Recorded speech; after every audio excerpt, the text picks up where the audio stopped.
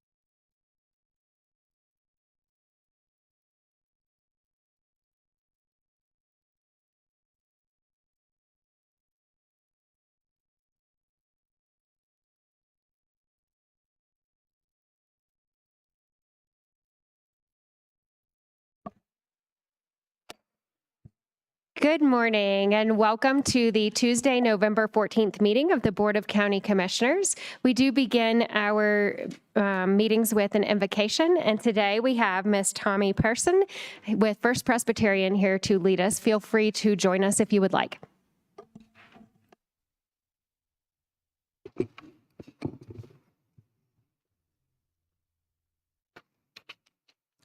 Let us pray. Holy Father, we give you thanks for who you are and for the things that you have done.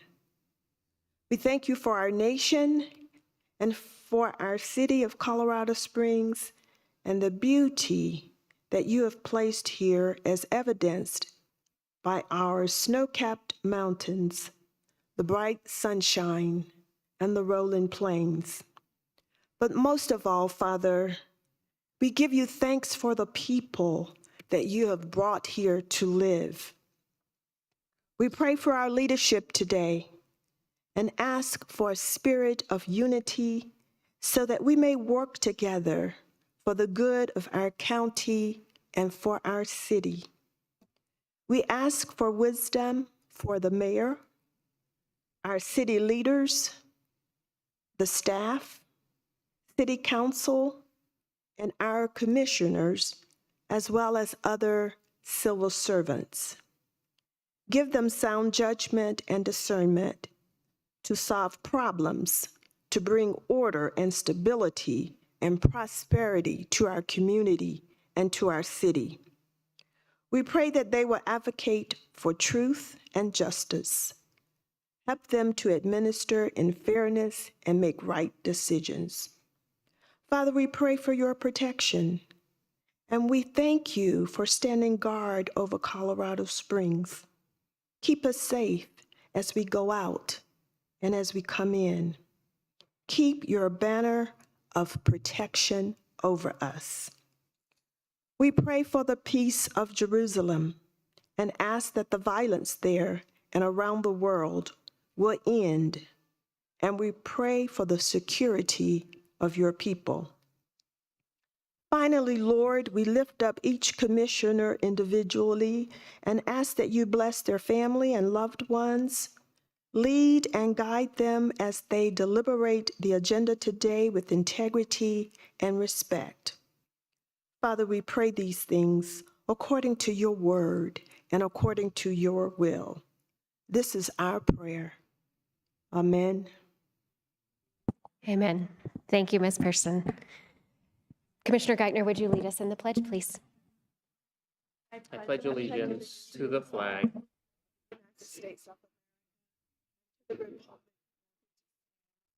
one nation, under God, indivisible, liberty and justice. Item number 3. Item number 3 is staff emergency items, and I'm unaware of any staff emergency items today. Item 4. Item number 4 is changes, postponements, and notice of the next meeting. I'm unaware of any changes or postponements to today's agenda, and the next meeting will be Thursday, November 30th at 9:00 a.m. for the regular meeting and 1:00 p.m. for land use. Item number 5. Item number 5 is the consent calendar consisting of items 5A through 5H1. Are there any comments from commissioners about any item on the consent calendar? Have one. I cannot believe that it is already time to be approving fireworks on top of Pikes Peak for New Year's Day. So thank you to the Adamant Club. Thank you, Madam Chair. I just want to express my appreciation and support for the entire consent calendar, but in particular item G and item H. Item G being the resolution to approve the grant agreement from between the Department of Agriculture and several activities here in our community dealing with general fund emergency response budget. And also, I think it's noteworthy our vote today on awarding a contract and purchase order for body-worn cameras for the El Paso County Sheriff's Office. Always a very, very important thing. And so on both of these items, I just express my appreciation for our proceeding with both of these. Thank you. Excellent. Is there anyone here wishing to speak on any item on the consent calendar today? Okay. Commissioner Geithner, did you have a comment as well? Thank you, Madam Chair. I just did, on a little bit of a lighter note, there are some important items on there, but it's exciting to see a little bit of action in the Falcon area. I would invite you all, there's an approval for alcohol at a Chipotle. We're coming up in the world when we have a Chipotle in Falcon. And I would invite you all, if you are looking to see some of the growth that is happening in our county and you have not been out to Falcon in a while, it has changed very dramatically. There are a whole lot of things happening there. That King Soopers there at the corner of Meridian and Woodman, that I know the first time that marketplace came to this board was prior to my predecessor. So it has been a long time coming for that community, and it is a very exciting thing to see that start to come to life there. And I saw the lights on for the first time driving home in the dark at the new King Soopers. It's not quite open yet, but it's pretty dramatic. So if you haven't been out there, I highly recommend taking a drive out there and seeing the changes that are happening in the eastern part of our county. Excellent. Great comments from commissioners today. My apologies. I do have one follow-up, and this is a question I have for council. So it looks like we are approving the Ataman Club fireworks display permit. This is item number F. And I just found out yesterday that I was selected to be a guest climber for this year's Ataman climb. So I just need to ask council if I need to recuse myself for item F or not. Thank you, sir. I don't believe that you do unless you think that you have a conflict of interest in voting on this matter. I don't believe I have a conflict of interest, so let's just consider my question to you as a public announcement about it. Thank you for that disclosure, Commissioner. Is there a motion for the consent calendar? I move to approve the consent calendar. Second. That has been moved and seconded. I'll call the roll. Commissioner Williams. Aye. Commissioner Vanderwerf. Aye. Commissioner Gonzalez. Aye. Commissioner Geithner. Aye. And the chair votes aye. The consent calendar passes 5-0 with lots of commentary today. Item number 6. Item number 6 is the proclamation recognizing National Adoption Month. Cammie Bremer, Chair, Board of County Commissioners. And if I could have anyone who's here for this proclamation today to make your way forward as I read this. I would like to move the following proclamation recognizing National Adoption Month. Whereas National Adoption Month has been recognized for more than 3 decades as a collective national effort to raise awareness of the more than 113,000 children in foster care across the United States, waiting to find permanent, loving families. And whereas El Paso County completed 576 adoptions for children in foster care or kinship care over the last 5 years.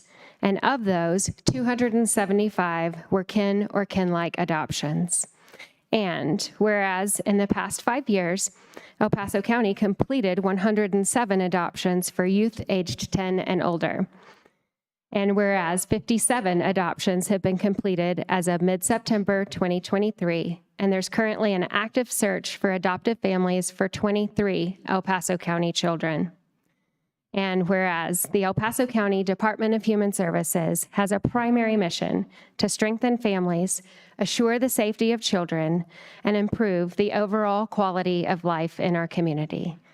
And whereas the El Paso County Department of Human Services, with more than 17 private, community-based, and nonprofit partners, plays a vital role in maintaining and increasing citizen involvement in adoption so that waiting children can find stable and permanent homes.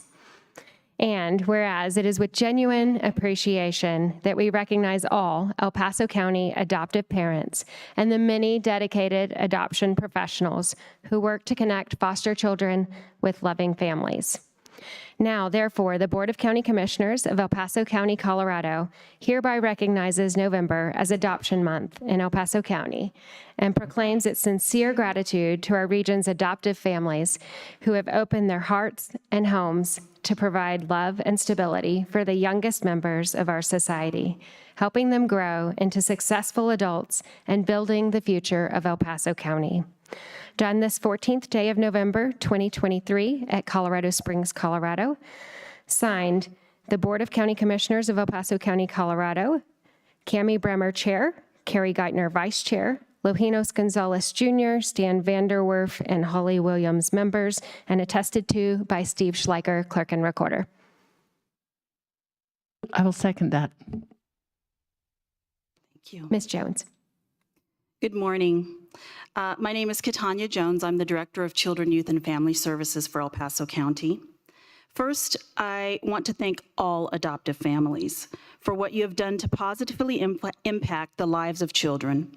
There is more than one type of life circumstance or situation that leads a family down the path to adopting a child. The path that I would like to highlight today is relative adoption. Sometimes there are circumstances that lead children to being placed outside of the immediate care of their parents. In our community, if this happens, we strive to keep children with their families of origin whenever we can safely do so. This is called kinship care, which is the full-time care, nurturing, and protection of a child by relatives, or adults who have a family relationship with a child. Sometimes this may lead to a relative adopting their kin child. Adoption is a place for celebration, for what it can represent for children, which is permanency. Permanency through adoption supports a safe and secure environment with lifelong bonds that will support a child into adulthood. Ensuring that children and youth have meaningful, enduring connections to family, and particularly their own family of origin, positively affects the future of a child's health, safety, and overall well-being. This should be celebrated. I want to thank you, commissioners and county leadership, for your ongoing support of the Department of Human Services. Your support helps make possible the great work done by caseworkers to help children and families. The DHS adoption team also deserves recognition, some of who are in the audience today. They work tirelessly to do the work it takes to support relatives of children who need a safe and stable home. Adoption is something that many can relate to. Many, if not most, Americans have had a personal experience with adoption, and that includes some in this room. They themselves have a family member or a close friend that was adopted, have adopted a child, or have placed a child up for adoption. I will close with identifying or giving a shout out, if you will, to Mrs. Sue Smallwood, an adoptive parent. She and her husband, Mr. Larry Smallwood, adopted their great-grandson last year in 2022. Thank you. Thank you. Are there any others wishing to speak on this proclamation in the room?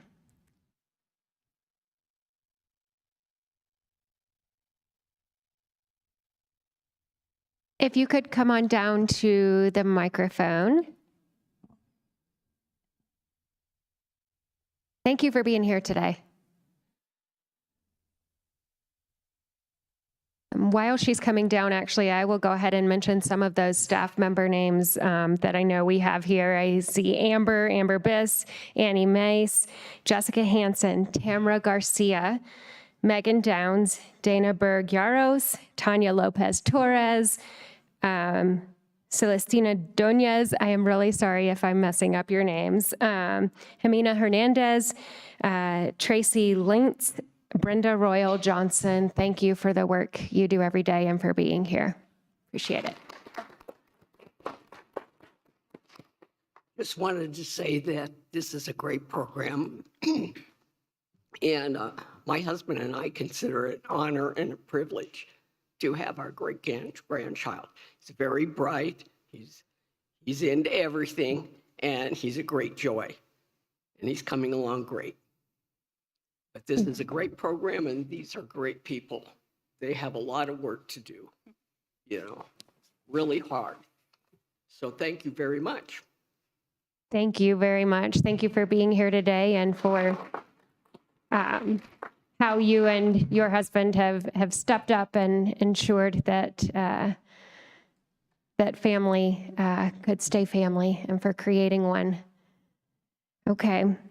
Any other comments from anyone in the audience today? Okay, I'll bring it up here for comments. Start with Commissioner Vanderwerf. Yes, thank you, Madam Chair. I just want to once again express my appreciation for the great work that's being done in adopting kids throughout our community here. You know, in my family, we do have adopted kids. My wife and I didn't adopt kids, but it's other members of the family that were adopted, and they're just part of the family. You know, you don't even think about it because they found a great home and they've grown up and are living a normal life. And wow, is that so important? And families are so important for kids. It's just hugely important that a child be in a good, safe place with parents that can care for them, love them, and help them grow up and become just, you know, great members of society. So I think you mentioned it, and I appreciate your saying this. Adoption is a place for celebration. It is. And I want to thank the caseworkers from DHS, because while it's hard work and there's an enormous amount of paperwork and there's an emotion and everything that's all involved in that, what you're doing is saving kids. That's what you're doing. You're saving children. That's really special. I also want to thank the Smallwoods for their great work and all the other families that have decided to adopt, whether that be a permanent adoption or some families which adopt large numbers of children on a temporary basis until a permanent home can be found, because even in that short space, it's really important for that child. And I don't know if it was the Smallwoods or if it was another family, but I remember 5 years ago, you had somebody here come and speak to us, and they had adopted on a temporary basis over 60 children. Man, I mean, that's like dedication, you know, so we can be very proud of people like that. And I appreciate also DHS working with the private providers and basically trying, successfully, I might add, in doing all of this as a community effort, whether that's private providers or, you know, Department of Human Services as a public entity involved in that, and working with families and helping those families succeed too, because, you know, they get placed under pressures and they need help from time to time. So I just want to thank everybody for this, and thank you for all the work that you do. Thanks. Thank you. Commissioner Williams. Well, I can't say how much I really appreciate this program. So the first thing I found out is, you know, this summer I've quite taken up book reading to relax, and my current favorite author, who lives in Colorado Springs, has adopted a foster care child, not from our DHS, but from a different one. And so I think that is really gratifying to see these children get adopted. I know two families. One had 5 children, and the youngest got to be age 16. Most of us parents by that point in time are like ready to kick him out of the house. Adopted 2 more young ones from DHS. Another parent has adopted 3 children from DHS. And so it's just wonderful to see the things they do. But most importantly, my husband himself was adopted. And, you know,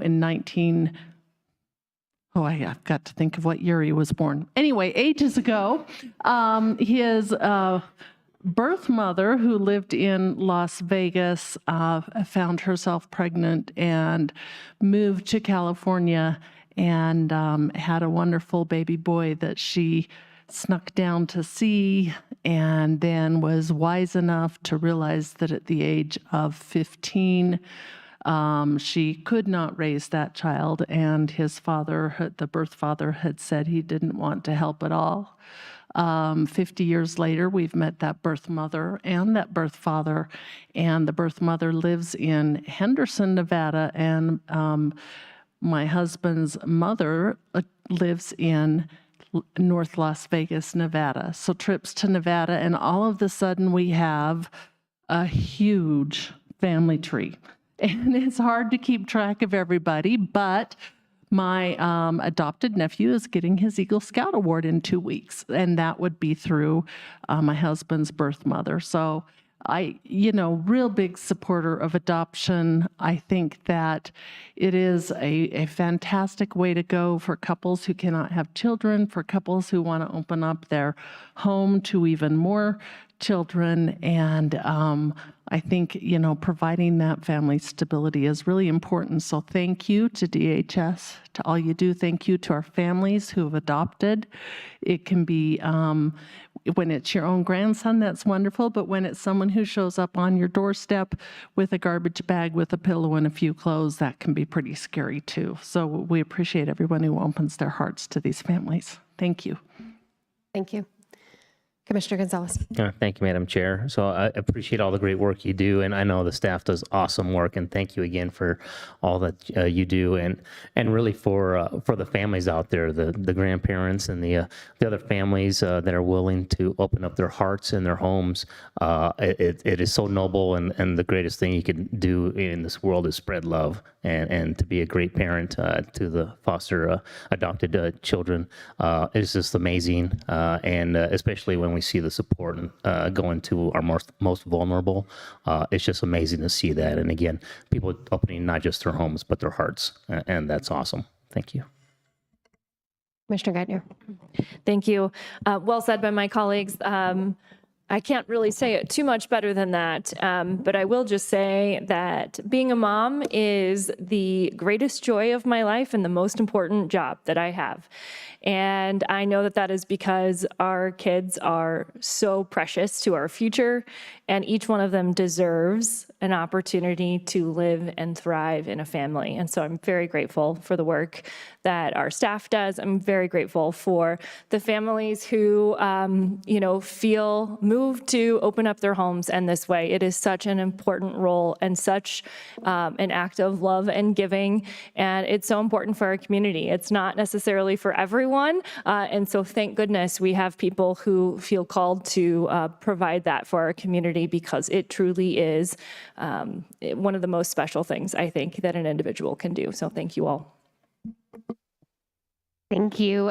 Again, my colleagues have also said it very well. I wanted to highlight a couple of things that were read in that proclamation. I think we all know that those placements over the age of 10 are the most difficult, and you all really specialize in having a really great success rate with that.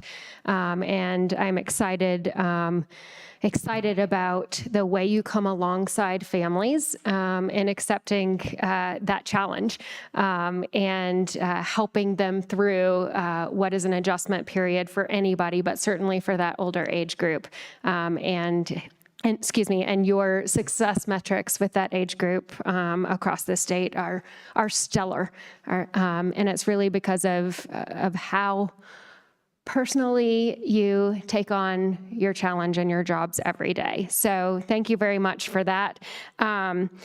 Also, this proclamation is about recognizing a National Adoption Month.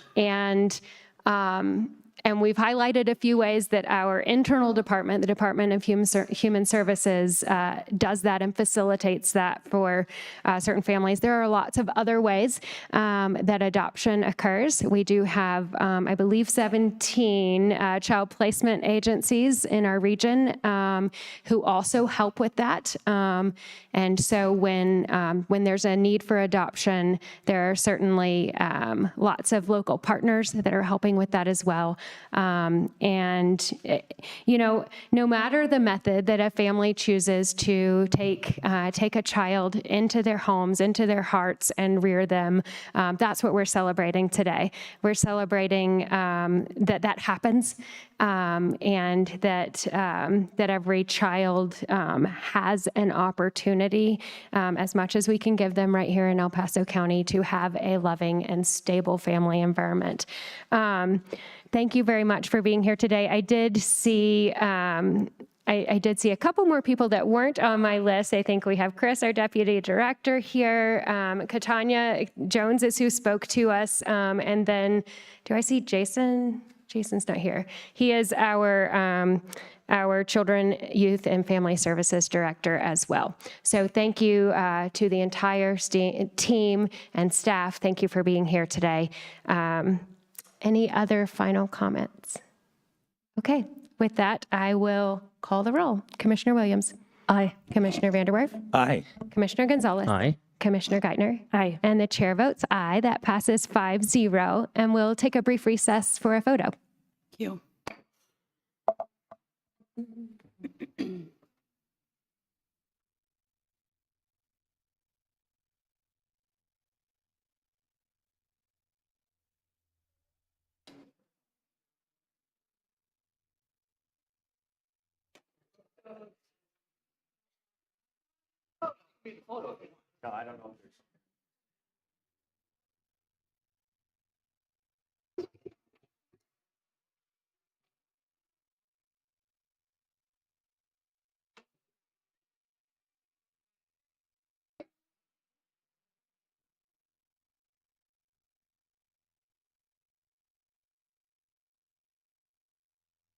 Second row.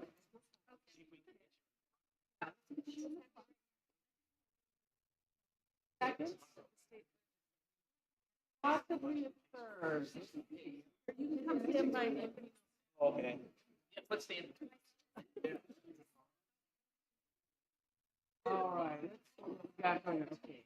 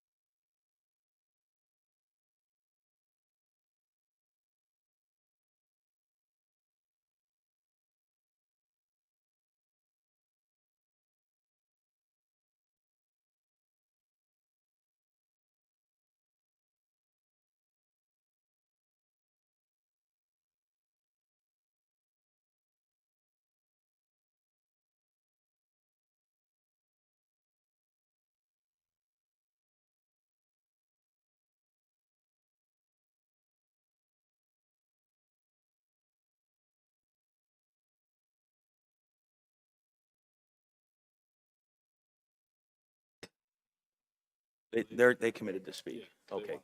Okay, great.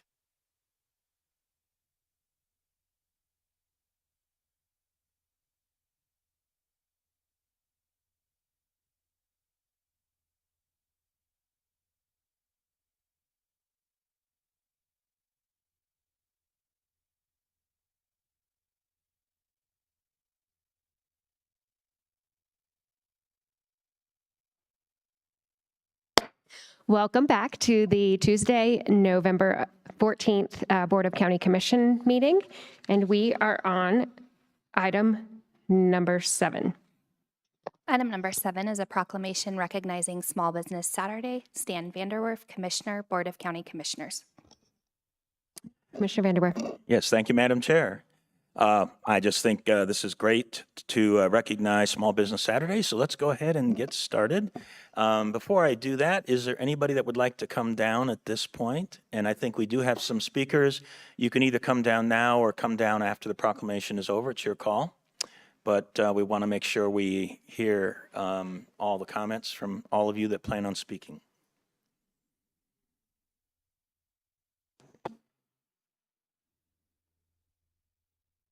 Super.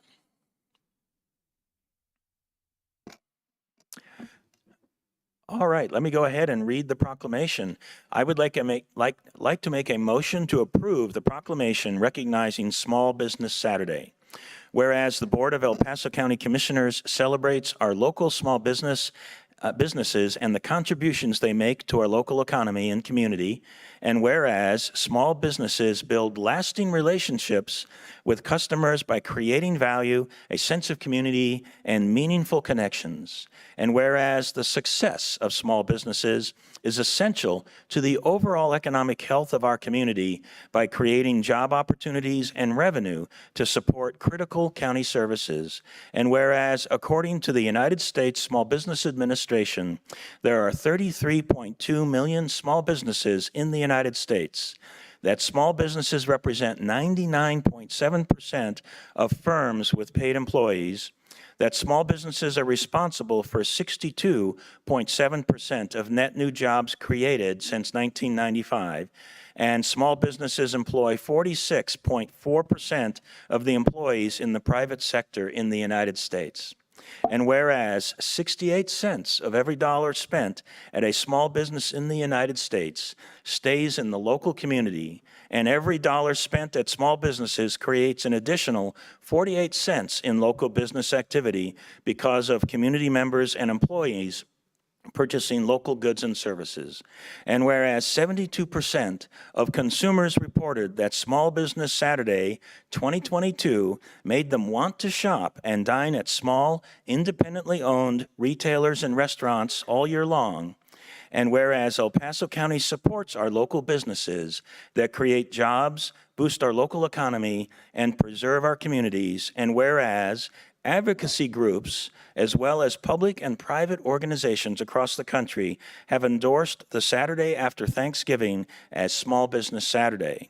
Now, therefore, the Board of County Commissioners hereby proclaims November 25, 2023 as Small Business Saturday and urges the residents of our community and communities across the country to support small businesses and merchants on Small Business Saturday and throughout the year. Done this 14th day of November 2023 at Colorado Springs, Colorado. Signed, the Board of County Commissioners of El Paso County, Colorado, Cami Bremer, Chair, Carrie Geithner, Vice Chair, Lajinos Gonzalez Jr., Stan Vanderwerf, and Holly Williams, members, and attested to and signed by Steve Schleicher, County Clerk and Recorder. May I have a second? Second? Madam Chair, that's been moved and seconded. That has been moved and seconded. Do we have anyone wishing to speak today on this proclamation? Please introduce yourself.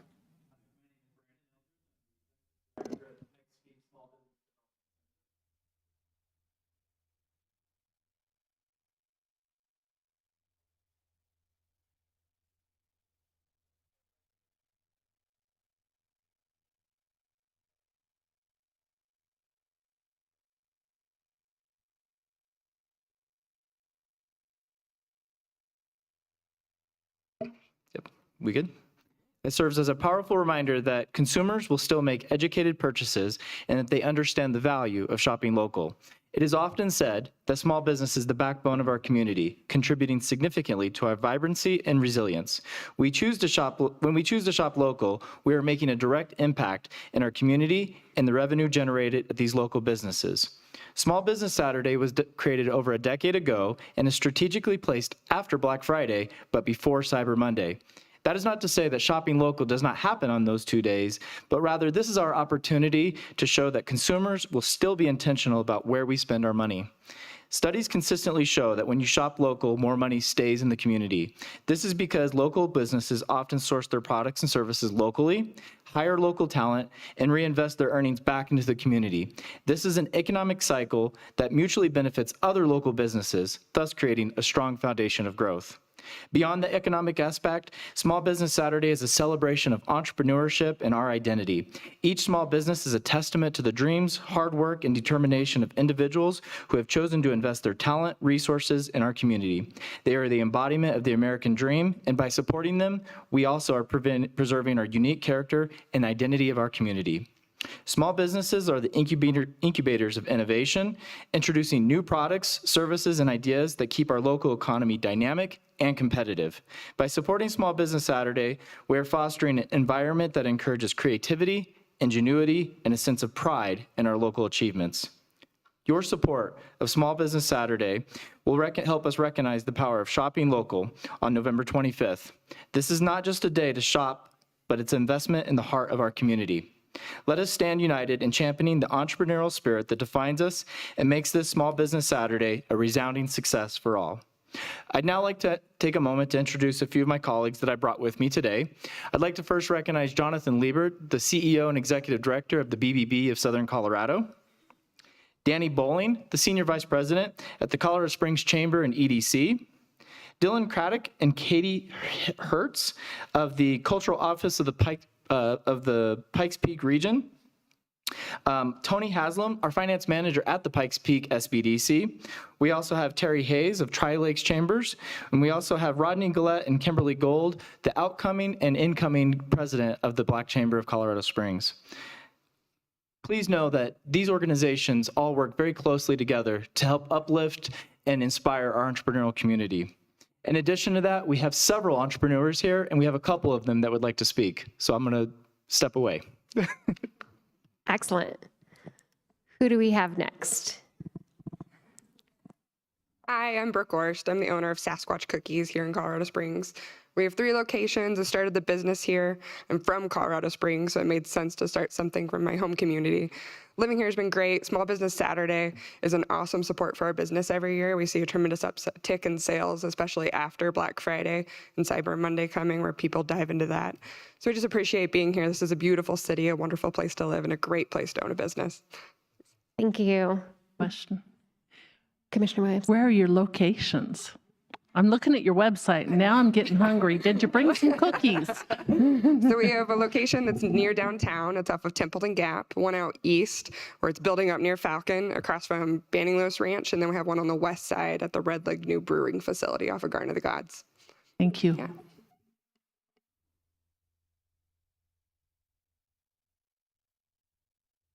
Hello, everybody. My name is Richard Miller. I am the owner of RD Mill Abatement Contractor. I am originally from Denver, Colorado, moved to Colorado Springs in 2012.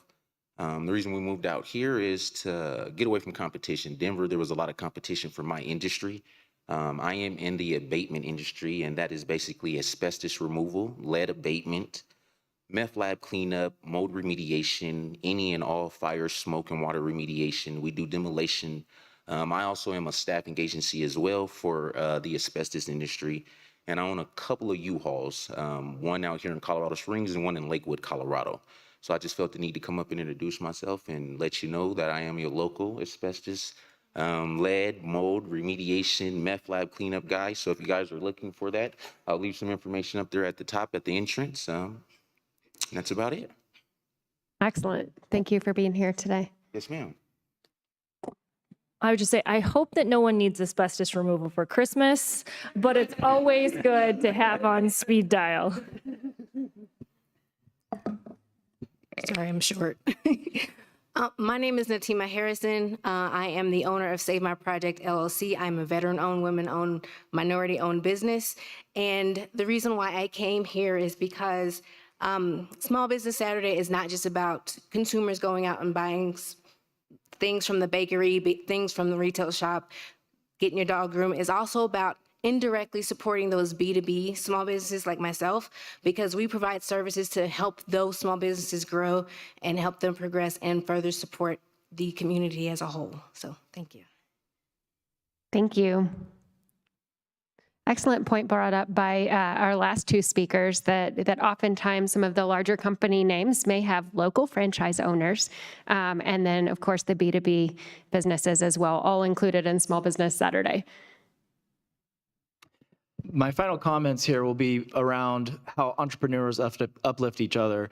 And I will say we have no lack of opportunity to network and grow our businesses with each other. There happens to be one opportunity tonight, co-sponsored by the Tri-Lakes Chamber at Notes. So if you're available and you want to attend tonight and meet some entrepreneurs, our new friends at the Southern Colorado Business Forum and Digest will be having an event tonight at Notes from 5:30 to 7:30. So please be on the lookout for great opportunities to network and be out there with other entrepreneurs. Thank you. Excellent. Thank you. Is there anyone else wishing to speak on this item? All right. Oh, come on, you can't all be that shy. You have stepped out into a big, bold world about doing something crazy, right? Yeah. Okay, I will bring it I up think there here is for one comments. who'd like Oh, to speak. excellent.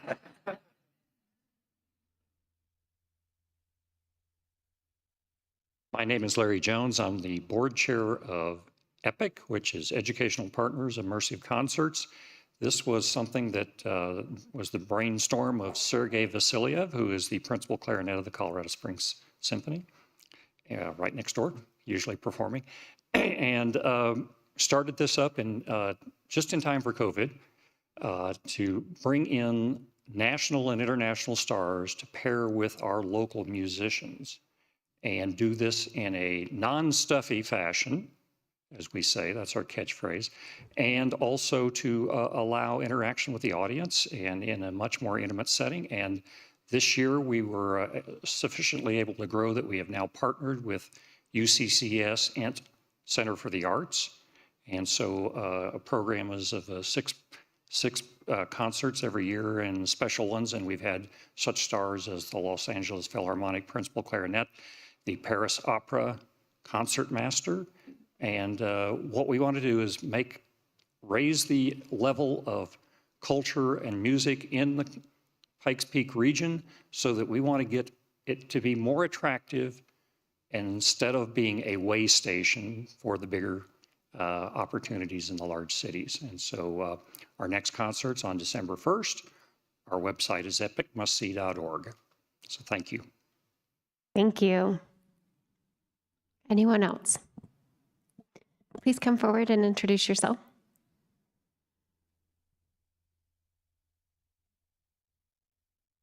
My name is Leslie Race. I have a small business called Paint Me with Poetry. I just had my first poetry book released in the last few days. It is called Dandelions on a Hillside. Poetry is a very educational, important thing, not just for children, but for all people, because it is a way of speaking that you can't express yourself in everyday language. And I am a current author of also working on children's storybooks, and I have a wonderful artist named Mr. Robert Sauber. I brought a poem. It is called Dandelions on a Hillside, which is the cover of the book. Where the dandelions grow, the bumblebee flies low across the sunny hillside. All the yellow flowers there, rosette leaves everywhere, and a soft breeze gently blowing. The calm river running through reminds me of how you skip rocks with little brother. Running free on wild grass, the way you always laugh. I love to see you happy. You illuminate my life the way the sun's rays shine and brighten up the blue sky. You have been the heart of me, and that you'll always be, my true, my very first love. When you see the bumblebee, I hope you'll think of me and how much I have loved you. Dandelions on a hillside, soaking up the sunlight, my sun, that's how I see you.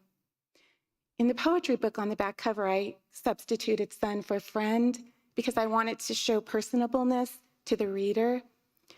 Poetry, to me, is something that everyone can relate to. And if you think you don't like poetry, I always say this: think of your favorite song right now. If you wrote down the lyrics, read it out loud, and that is poetry, and that you can tell yourself that you do love it. So I want to thank all of you for giving us this day and the SBDC, who has given me some very meaningful and wise direction so that I can make some good decisions for myself. Thank you. Thank you very much. Can you Commissioner tell Geithner. us where we can find your book? Thank you for asking. Right now, the ebook is published. You can get it on Amazon, BookBaby, different bookstores. In about a few weeks for pre-order, the Dandelions on a Hillside paperback, it will be released. And then next year, you can expect a storybook of collection of 10 stories for children, and that is called My Place of Secret Dreams. So to answer your question directly, you can get it on Amazon if you want to, and different bookstores. If you type in Dandelions on a Hillside in your search bar, then it will come up in different places. And I'm doing a 25% off for the ebook. I am. My price for the ebook is $7.99. With the 25% coupon, it goes down to about $5.99. And you can follow me on Paint Me with Poetry on Instagram, and I have the code under, in my bio. So the code is 2023. Just remember this year. Thank you. Is that all that you want to say to me? Okay. Thank you. Thank you very I much. just want to make sure I'm being, okay, bye, thank you. Okay. Commissioners. Anyone else would like to come down? Or are we good? Madam Chair. Are there any commissioner comments? Commissioner Gonzalez. Sure, I'll start off. Thank you very much. And thanks for all the great turnout today. Brandon, thanks for all the great job you do. Congratulations. I know you've only been in the position for a little while, although I guess it's been a little while now this year. So always great to see things like this, support our local businesses, something we talk about oftentimes, I think.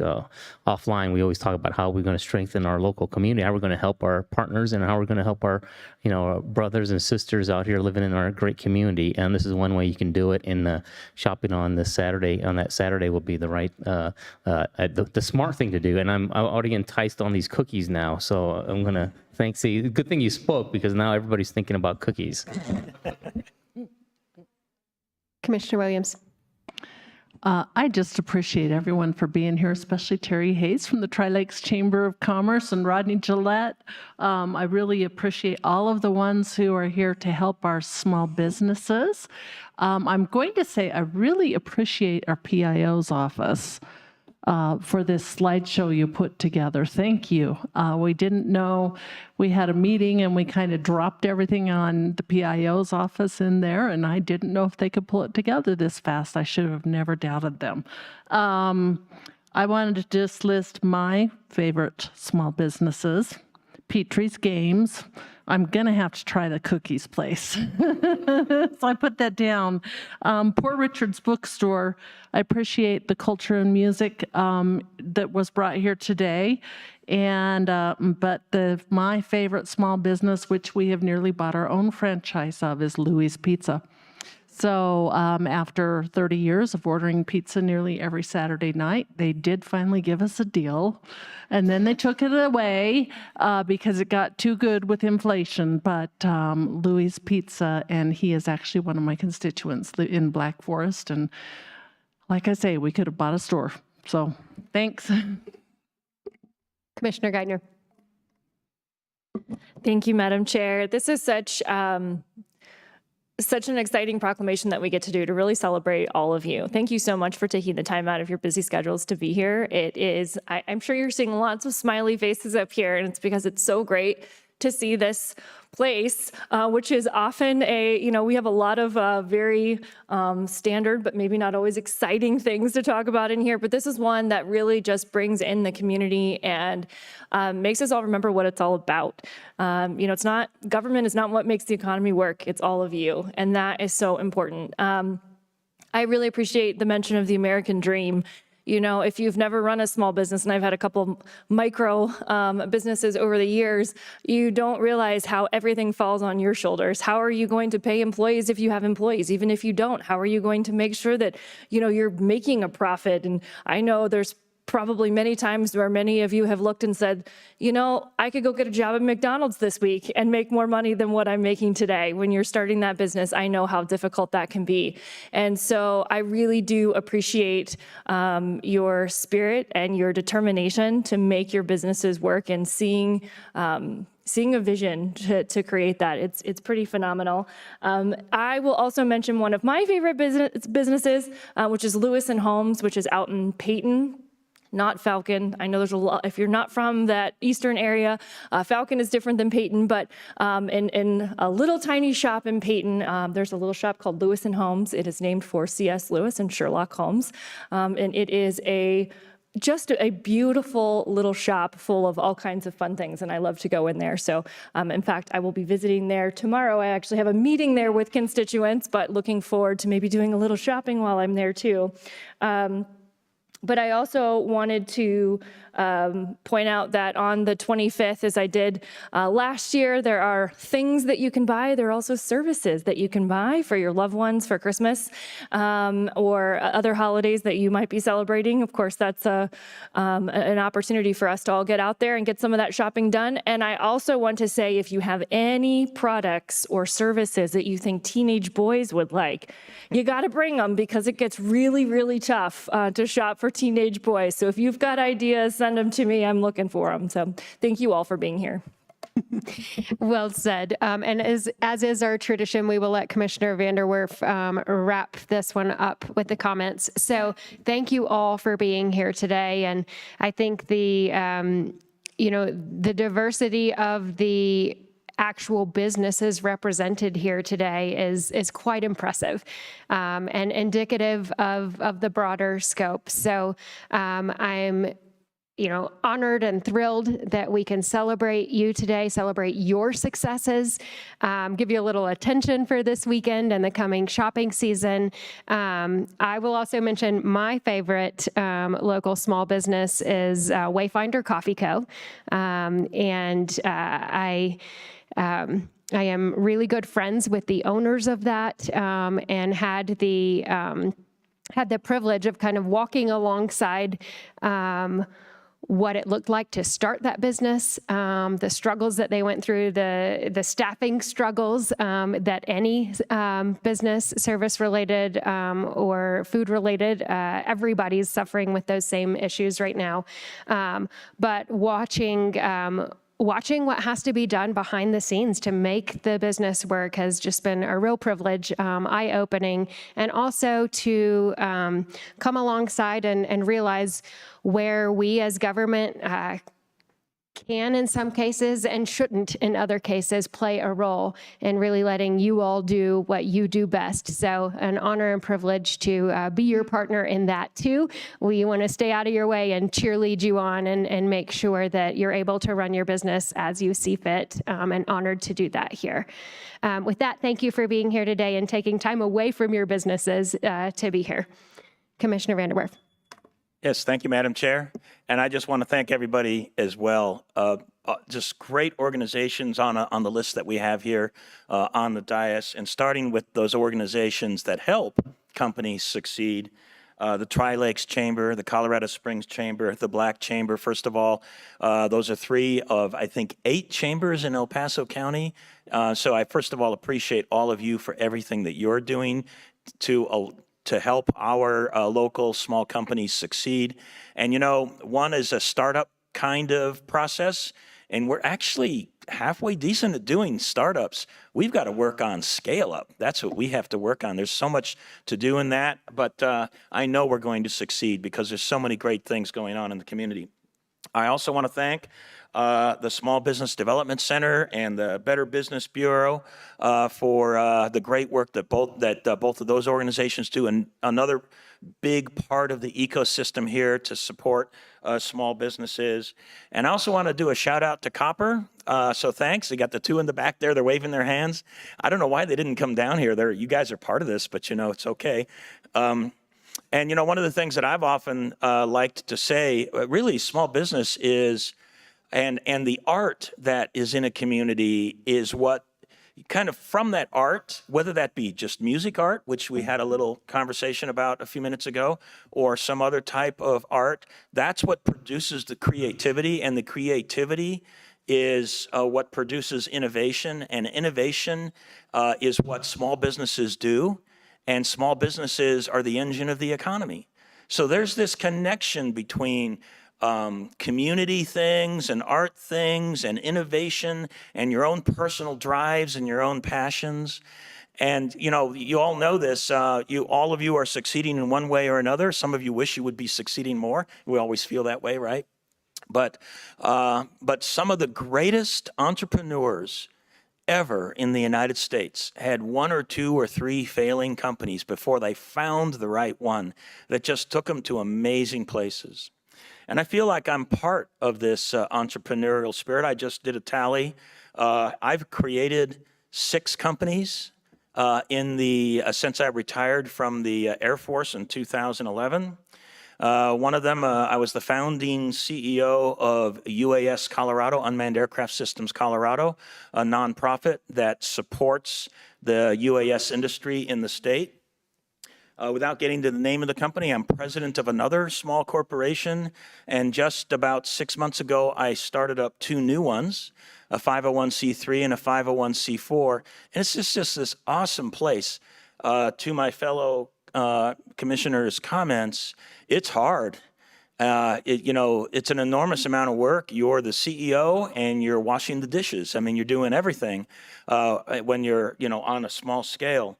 But it is also an enormous amount of fun, and it's an opportunity to put your passion into the marketplace and see how many other people kind of appreciate or love that passion, whatever that is.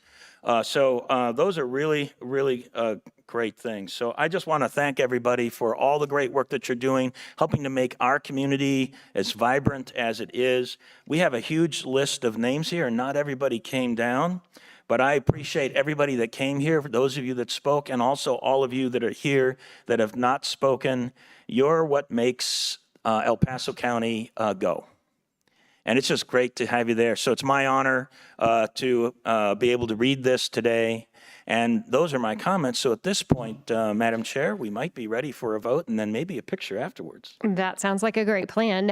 One other thing, I see our economic development team over here to the side, and they, of course, do some tremendous work with some of our small businesses, and they are a huge part of how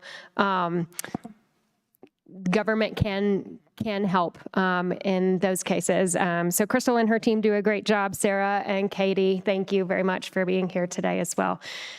Okay, with that, I will call the roll. Commissioner Williams. Aye. Commissioner Vanderwerf. Aye. Commissioner Gonzalez. Aye. Commissioner Geithner. Aye. And the chair votes aye. That passes 5-0. Congratulations, and we would love to take a recess and take a photo.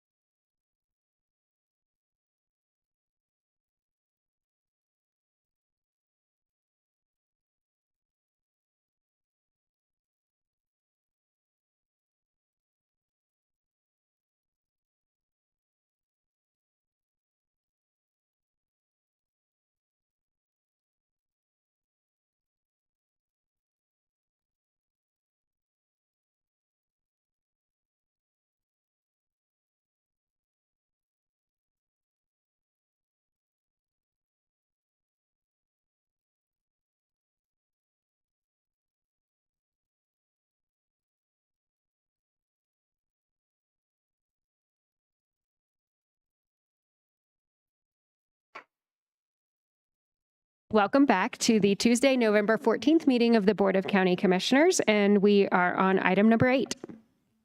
Item number 8 is comments by elected officials and commissioner liaison reports. Commissioner Williams. Well, I think we've said a lot today already. So I'll just speak for about 15 minutes here. We have, of course, our meeting today. We do have a forum tonight at El Pomar, where we're at the Ent Center for the Arts to discuss the problem with fentanyl in our community. We have at least one commissioner, I think, on the board on that. And then other than that, I have a few other events this week, including whether or not there's going to be a Colorado Counties discussion for our Tax and Finance Steering Committee to discuss what's going to happen in our legislative session. It seemed to be a rather open-ended call to me, so if everybody could just hold on to their wallets and lock them up so that they can't take any more money from us, and see what happens. And then also I did want to say thank you to Kevin Maston and to Megan Harrington for coming with me to the Northern El Paso County Homeowners Association on Saturday. We're still pulling a few arrows out of Kevin's back, but other than that, we're doing okay. It was a very wonderful discussion. Thank you. Thank you, Commissioner. Commissioner Vanderwerf. Yes, thank you, Madam Chair. So several things that I'll be doing through the course of this week. Later on today, I will attend the Kono Fall Reception. That'll be at 4 o'clock. Only be able to be at part of that, and then I'll go over to the West Side Cares open house after that. That's over in West Colorado Avenue. And then we'll be attending the Winter Nightclub Dinner tonight. That should be a pretty interesting event. Tomorrow, I will participate in the November State Board of Health meeting. And just as a reminder, there's several rulemakings in that particular meeting, but also the rulemaking in December will be the rulemaking with regard to ambulance services that state legislation has decided to take away from local jurisdictions and regulate at the state level. That will be in December. That is something that this board did publicly oppose when the legislation was brought forward. So I think that will be an interesting meeting in December. Then later tomorrow, if I can get back in time from the State Board of Health, I'll go to the Airport Advisory Commission meeting. And then on Thursday, I will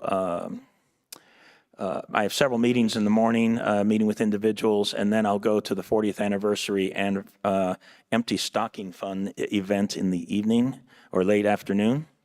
On Friday morning, the Fountain Creek Watershed District Board will meet, and on that particular meeting, we'll vote on our budget for the following year. So a fairly important meeting.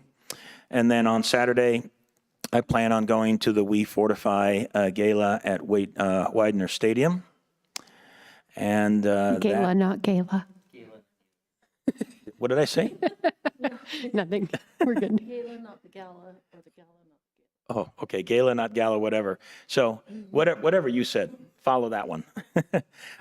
And then that will be, that's everything until, let's see, I think next week we are not going to have a board meeting on Tuesday. Is that correct? Yeah. All right. But just before that, I still have a Defense Mission Task Force Teams meeting on Tuesday, the 21st in the morning. And that's all I have. Thank you. Thank you. And sorry for that interruption. The gala, not gala, or gala, not gala, whichever way you want to say it, I think it just means you don't have to dress up like a normal gala. But also excited to see a great organization in this town offering an opportunity to be a part of great things they're doing there.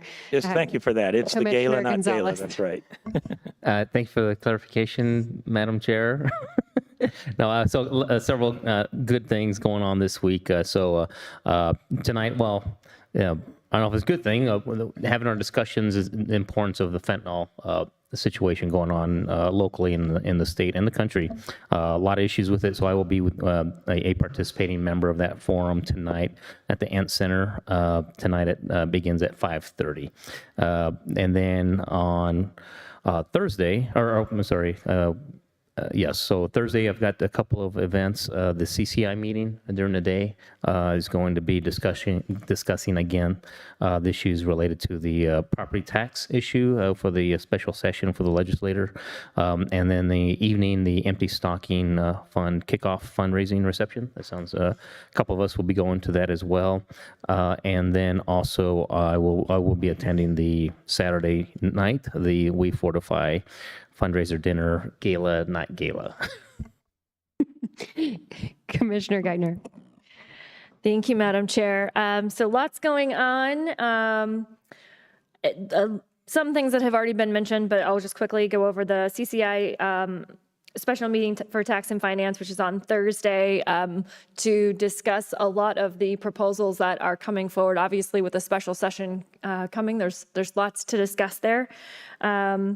I am the liaison to the Community Corrections Board, which will be meeting tomorrow, as well as the Pikes Peak Library District and the Fair Advisory Board. Some of these have overlap, so I try to get on and at least be partially there virtually, but lots of overlap there tomorrow, so I may not be at each one for the duration.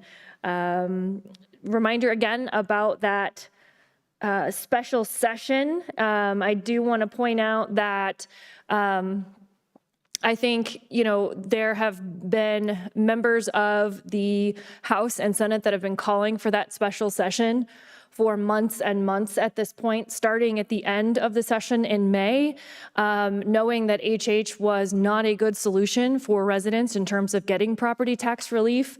I think the voters made a very good choice by rejecting that proposal to pay for their own tax cuts with their own money.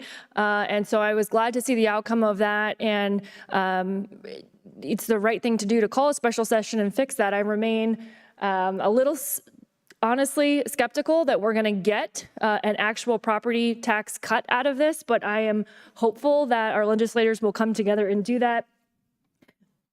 Excuse me. I also hope that our legislature will heed the voters' will and not try to do anything with Tabor refunds. That continues to be a very big concern that we're hearing about. Is still trying, our lawmakers still trying to find a way to take those dollars that voters already very adamantly said, no, we don't want to see that happen. So we'll be watching very closely for that. And, one of the continuing pieces that has come up is that small rural counties are in a different position. This is why it's difficult to make decisions like this from a state level. But our small rural counties may not have had high assessments like what we had here on the Front Range. And so to put cuts in place for those counties, it's a very different effect. It's a very difficult problem to try and solve. And so I'm grateful for those in the legislature who are looking at the very different needs of all kinds of counties. But I will say, if the state legislature would stop passing unfunded mandates onto counties where they are saying, we want you to do this, county, but we're not going to give you any of the money that it's going to cost to do it. If they would stop doing that and fund those things, then all of our counties, even our rural, smaller counties, would be in a much better position to look at lowering those property tax rates. But unfortunately, every time the state passes those unfunded mandates, counties have to find some place to pay for those things. And so it's really a matter of writing checks out of somebody else's checkbook is what they're doing up there. And so while I am optimistic for some attention to this in the future based on the kind of attention this has gotten from our citizens, those are the real problems that we are facing. And again, I'm really grateful for the engagement from citizens on this particular topic. It's obvious that citizens are paying a lot more attention to this, and I think that is how we will get to accountability for our legislature and our lawmakers, and I look forward to seeing how that pans out. I know that our staff has been very engaged in conversations on what those things look like. And we are prepared to spend some time up there and make sure that our lawmakers are hearing our voice on what we know El Paso County residents want. So in addition to that, also on Monday, there is a COG meeting that I'll participate in, and also a regional building meeting. It's not our typical meeting time, but because of the holiday, that was moved to Monday. Oh, sorry, one last thing on the special session is I did want to mention this board and many of our countywide elected officials have been very vocal about the need for portability for the senior homestead tax exemption for residents. That bill has been run multiple times. This board has communicated support for that, and yet it has been stopped by Democrats in the legislature for several sessions. And that was a positive piece of HH. Unfortunately, it was wrapped up in a whole lot of not good things. But I am still hoping that we may see that out of the special session. I'm going to continue to advocate for that. I know this board supports that. It's also part of the Pikes Peak Promise initiative that we are participating in and with various other elected officials and jurisdictions in this region. And so we're really hopeful that we can push on that, and maybe that will be a positive thing that comes out of the session as well.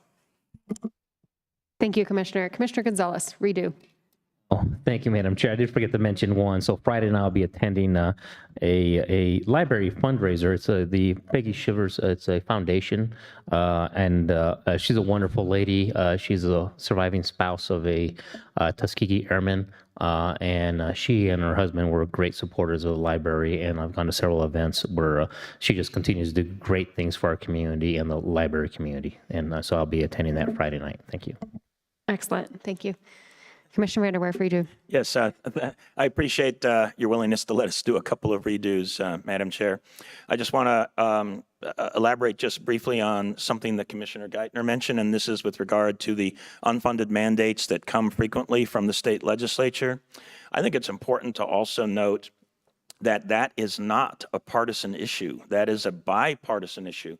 Because we have found partners, El Paso County has found partners with several other counties that whose elected officials come from the Democrat Party, and they also are concerned about unfunded mandates. And we've actually been successful at stopping some of these things by teaming up with just any county that is concerned about how are they going to pave and fix their roads when the state keeps sending them unfunded mandates for other things. So that particular issue about sending unfunded mandates and loss of local control is a common concern, a bipartisan common concern. And I just, it would be important for the state legislature to really think seriously about continuing to send unfunded mandates and loss of local control. It's something that we've been opposing here on this board. But we have several friends throughout Denver and throughout the Front Range that don't belong to the Republican Party that have exactly the same concern, because they've got to figure out how to take care of their citizens, how to pave their roads, how to provide public safety and so forth in the face of all of that as well. Thank you. Excellent. My colleagues have covered the calendar and the schedule quite well. The only other thing I have in addition to the things already mentioned are Urban Renewal Authority this week. And then there is no November El Paso County Board of Health meeting because that falls on the week of Thanksgiving. And so as noticed at the beginning of the year, there is no Board of Health meeting locally in November. And that is distinctly different from Commissioner Vanderwerf's mentioned State Board of Health meeting. And then with that, I kind of wanted to back up and big picture here. You heard our clerk to the board announce earlier that our next meeting of the Board of County Commissioners is on November 30th. And that is because there is also a CCI, that's Colorado Counties Incorporated, meeting that week following Thanksgiving. So that meeting has been canceled, as well as next week's meeting. And that's why you see our agenda as packed as it is today. So thank you very much for your patience on that. And then again, the next regular board meeting will be on November 30th. So that's 2 weeks where there are not any formal meetings. There is certainly a lot of work going on throughout. With that, I'd like to wish everyone a happy and safe Thanksgiving. enjoy the time with family, and know that your county commissioners are also still hard at work, but hopefully we can take some time to be thankful for those around us. I certainly am thankful for my colleagues here today. With that, are there any countywide elected officials online? Okay. Item number 9. Item number 9 is Community Service Organization Reports. 9A, Tri-Lakes Cares and Crossfire Ministries Update on Community Investment Program. Haley Chapin, Executive Director, Tri-Lakes Cares, and Renee Beebe, Executive Director, Crossfire Ministries. Good morning. Thank you for your patience. Good morning, Madam Chair and fellow commissioners. We appreciate the opportunity to come in and visit with you and provide an update as to the work of our collaborative efforts with our 2 partner agencies through the work of the County Investment Program and the funds that we receive. So that's what we're here for today, is to provide that little bit of update. So over the years, there has been a collaborative effort of applicants that have applied for these funds. And back when I first started, it was Reach Pikes Peak, Mount Carmel, and Tri-Lakes Cares. And then over the years, a couple of groups dropped out. We all know that Reach Pikes Peak had dissolved, reconfigured, and joined forces with Crossfire Ministries joined us. Westside Cares was a part of it, a collaboration at one point, I believe. And now here we are, Tri-Lakes Cares and Crossfire Ministries, and between our 2 organizations, we serve the entire county. And so all of our citizens are served between the hard work that both of our organizations do. With me today, Renee Beebe is the director of Crossfire Ministries. I have a board member of ours, Benny Nasser, who's one of our board of directors, and Maura Alabi, who's one of our new grants managers. So I'll give a little bit of an update about the last round of funding that we received. Each organization chose to use it differently within the needs that they were seeing. So for Tri-Lakes Cares, we used some for a variety of client services where individual citizens presented with a need that maybe we didn't have another source of funding to cover, or another funding source was not there. So we really strive to support community members where they need it most and use the funding in the most flexible way to provide that needed support. And Crossfire also used it to do support through their organization as well, through a variety of means, and I'll let Renee explain that as well in a moment. So for Tri-Lakes Cares, we really work with individuals to help them reach towards a better tomorrow. That is our mission and our focus. And a little bit of an update as to how we used those funds you can see through food assistance, housing assistance, utility, transportation, and medical. And those are some of the numbers of the impact that we've made through the community members who sought our assistance. There is not a lot of support of health and human service organizations represented on the north end of the county, so we kind of are forced to be that one-stop shop in providing a wide breadth of services, of products and services to the community members. And we pride ourselves on being able to do so in a variety of different ways, like you see mentioned. I'll let Renee speak to the work that they've done with Crossfire. First of all, thank you for letting me be here today with you. And also, it's refreshing to be in this space to hear from the adopted families in the room that were here today, and also for our local small businesses, and now us as a nonprofit. I think this is hand in hand what goes into a community to make great things happen, and I'm proud to be a part of this community. Crossfire Ministries, as you can see, is serving a lot of families in our community that are just finding themselves on the verge of not being able to make ends meet. We're able to support them with some supportive care. Through this funding, we were able to provide quite a few of our families that we're serving with utility assistance specifically. We haven't been able to do that in the past. This has been kind of a growing program for us because the need is so great.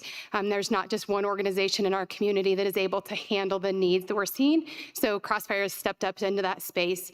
But you can also see that a lot of the numbers that we're serving, these are just continue to grow day in, day out. We hear the stories of our community saying, hey, I have a little bit of a need, and we're just so grateful to be able to provide assistance to them. And thank you guys for that support, because it's a team effort. It's all of us working together to make sure that our community is a great place to be. You know, Renee alluded to the team effort, and that's definitely something that we exhibit here. We partner with many different organizations to help accomplish serving the community members, and so we're very grateful to have them as a partner. She also alluded to the increase that we're seeing, and I'll read a little excerpt of an email that I sent to our board members, I think maybe 2 weeks ago. Back in April of 22, at the end of the pandemic, we had 52 households come in through the market in one particular week. The end of June of 23, which is when we were building the 24 budget, we had 103 per week. So we figured if we budgeted for 130 households that we would be okay. 2 weeks ago or so, when I sent out this email, we hit a record of 146. And I believe last week we set another record. And every week we continue to set a record, as I'm sure Crossfire is as well, in the amount of families that are seeking assistance. While the rest of us have gone back to work and finished the remainder of the impacts of the pandemic, our community members that Crossfire and Tri-Lakes Cares serves are the first to be impacted by any economic downturn, and they are the last to recover. And so we are still dealing with that downturn of the economy and the struggle that community members face in living in our community. I want to finish up by asking Benny to say a few words as a board member representing both of our organizations, just showing our thanks from a board member perspective. So, Benny. Thank you, ladies. You can see just by the two simple slides that were up there how much impact we truly have on those that really are kind of maybe falling through the cracks just a little bit. And sometimes it's kind of surprising how it happens. But in any case, on behalf of all the board members for both Tri-Lakes Cares and Crossfire Ministries, I'd like to just say a few things. We really thank y'all for your ongoing support that allows us to impact as many people and families that we're able to do. Without your support, we wouldn't be able to provide the assistance to our clients and to our people that actually live in our community. And I think, as Haley mentioned, and it really hits the spot. People are saying, boy, inflation is on the downswing. Hard to figure that out from the way we look at it. In any case, the work we do has really grown a lot with respect to trying to help people. And we're really looking forward to the assistance that you all provide us that allows us to step forward and help those that are less fortunate. So I'd like to just shortly thank you all for your support, which allows us to impact so many people in our county. That's all I got to say. Very short. Thank you, Benny. We believe, Renee and I both, that Tri-Lakes Cares and Crossfire Ministries has a partnership with the county to help serve our citizens. And so that's why we're here, is being transparent and being a partner and being responsive to how we spend those funds and having the opportunity to connect with you all. So we'll open it up if there's any questions that anybody has of either of our organizations. Are there any questions or comments? Commissioner Vanderwerf. Yes, thank you, Madam Chair. And first of all, I just want to always thank you for the great work that both of your organizations are doing and the volunteers that you have. And I appreciate, Haley, the tour that I took very recently of Tri-Lakes Cares. It was great to see the operations up and running and seeing clients and customers in there. Selecting grocery items and some of the changes that you've made, I think, to increase the throughput and to grow the organization a little bit. So that was really awesome. And I appreciate what both of your organizations are doing, and all the others that we work with throughout the community.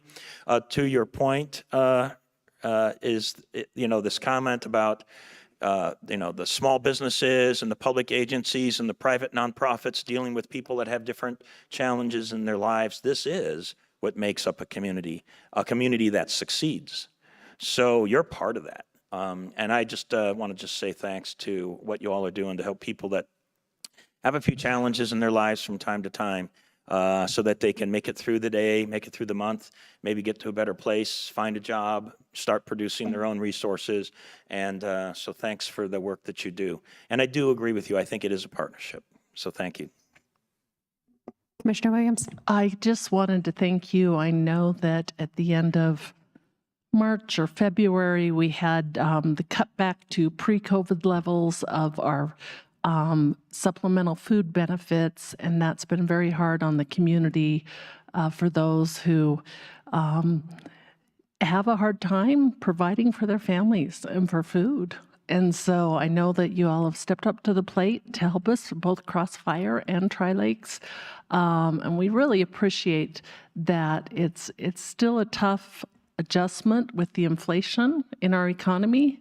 And I think it's a little hard for everybody, but especially for those who need a safety net to go and find a place to get the food. So I really appreciate what you do for our community. Thank you. Commissioner Gardner. Thank you. I too want to say thank you for your work in our community, and knowing that there are places for community members to turn when they need that little bit of help is, I think it helps us all feel much better about our community and what's going on. And I appreciate your comments about, inflation is supposedly on the downturn. I think we're not seeing as big of increases, but certainly we are still dealing with the economic realities, which are very tough. A few months ago, I read about a study that said the average family's costs had increased $700 a month. And again, that was quite a few months back. I was looking at a chart of the increases for the average family again last week, and it was broken down by state, and specifically in the state of Colorado was $1,100 additional a month.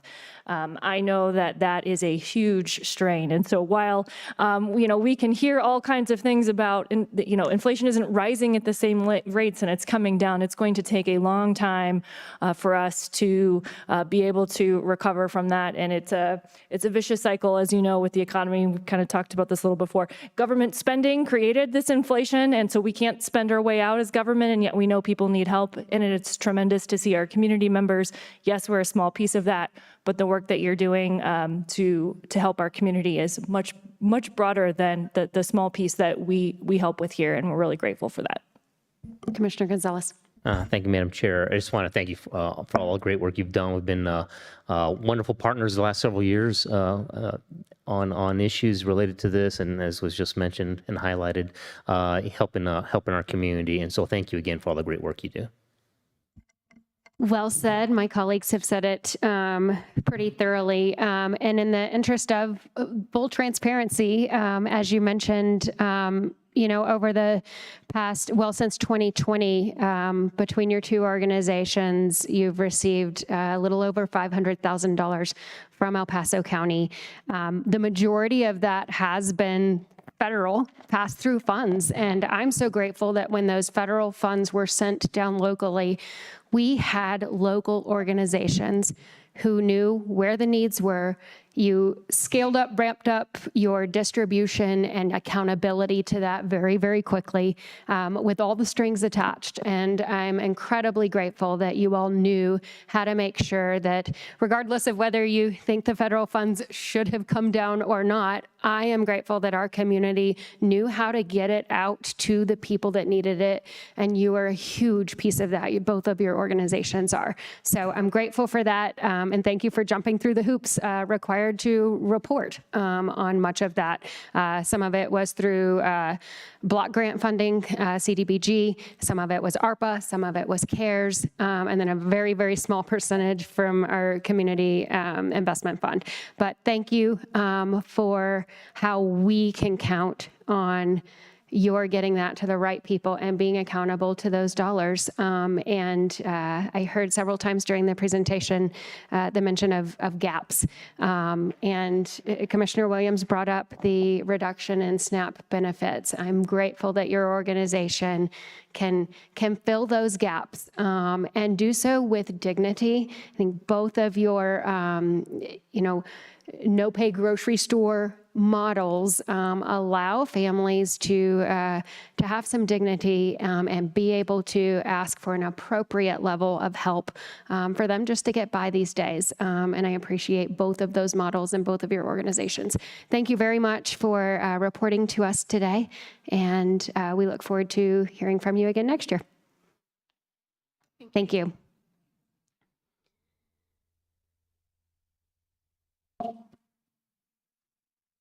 That brings us then to item number 10.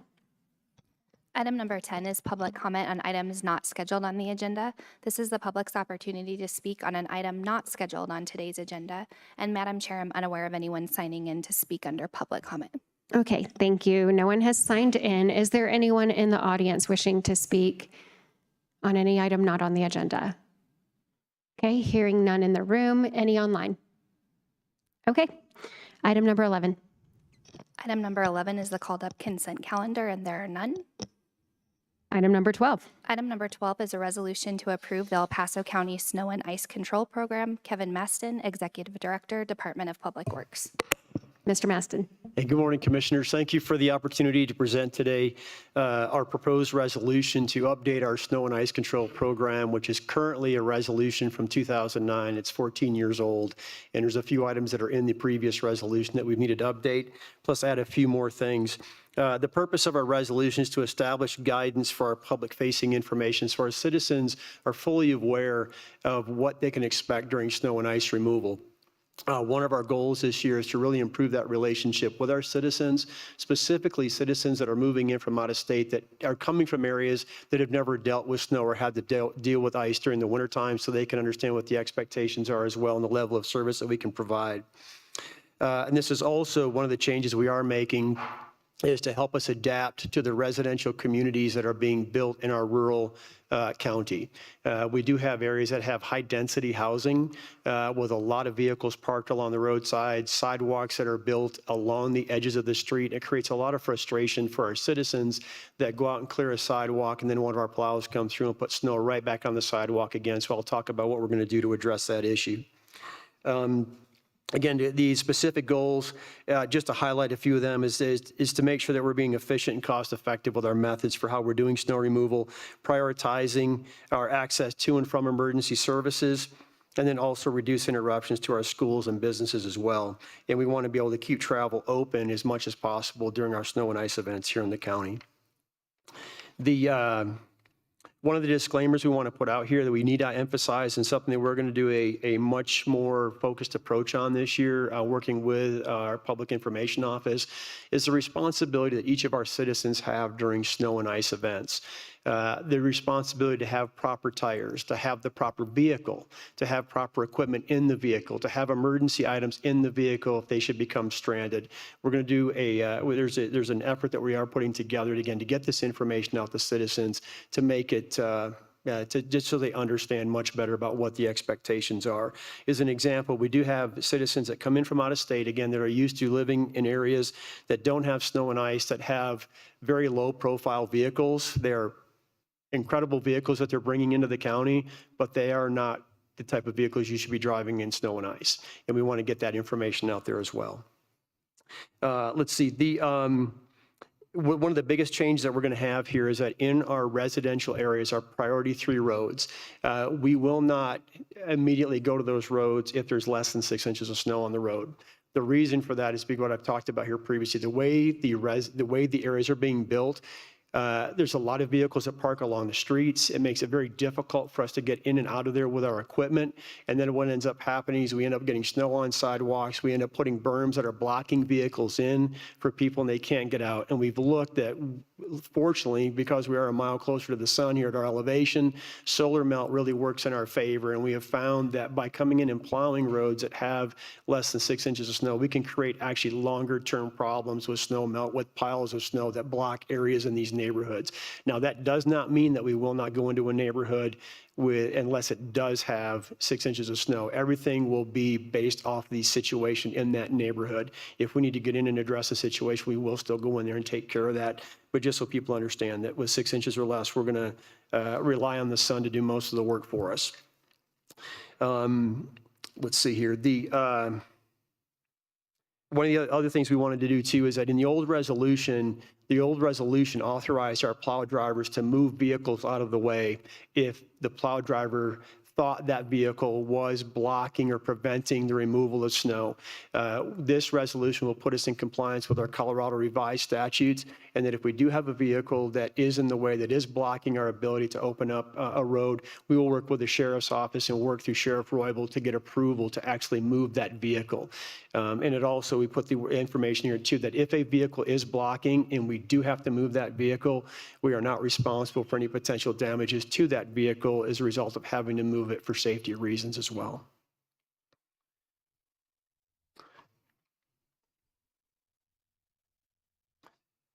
The other item too that we want to emphasize is that very often people are not aware that when they install their mailboxes, when they install landscaping, when they do other things around their homes, very often we have citizens that build these items in the right of way. And we're also going to put information here as well, and again, work with PIO to let people know that any of those things that are built in the right of way, they do stand, that they could potentially be damaged by snow when we do pile up snow along the edge of the roadway, and we will not be responsible for damages to those items. However, if there are situations where a plow driver could have used some discretion and we do damage something, we will work with the citizen to take care of that. And one of those items will be mailboxes. Mailboxes that are on posts, we have a supply that we use, and typically we replace a few of those every year. So those are basically the highlights, pending any questions. Do we have any questions? Comments? Commissioner Geithner. Thank you. So I'm going to kind of recap a little bit of what I heard here. Thank you for this. The personal responsibility piece, right? We've got to ask all of our citizens to be responsible for their own situations. Of course, we're going to do our job, but when everyone's responsible, it makes it better for everybody. But I also, when we were talking about this right-of-way thing, we have rules around what's allowed in the right-of-way for this exact reason. So really, this is a plea. Please follow the rules. Please follow the rules and make sure that you're not impeding those right-of-ways because they're there for a reason. And when those rules are not followed, that's the situation where we get into where people will have damage. But again, it's because they're breaking the rules. They're not following the guidelines that have been put out for those right-of-ways so that we can do those snow removal things. So just wanted to kind of clarify my thought process around what those things really mean for citizens.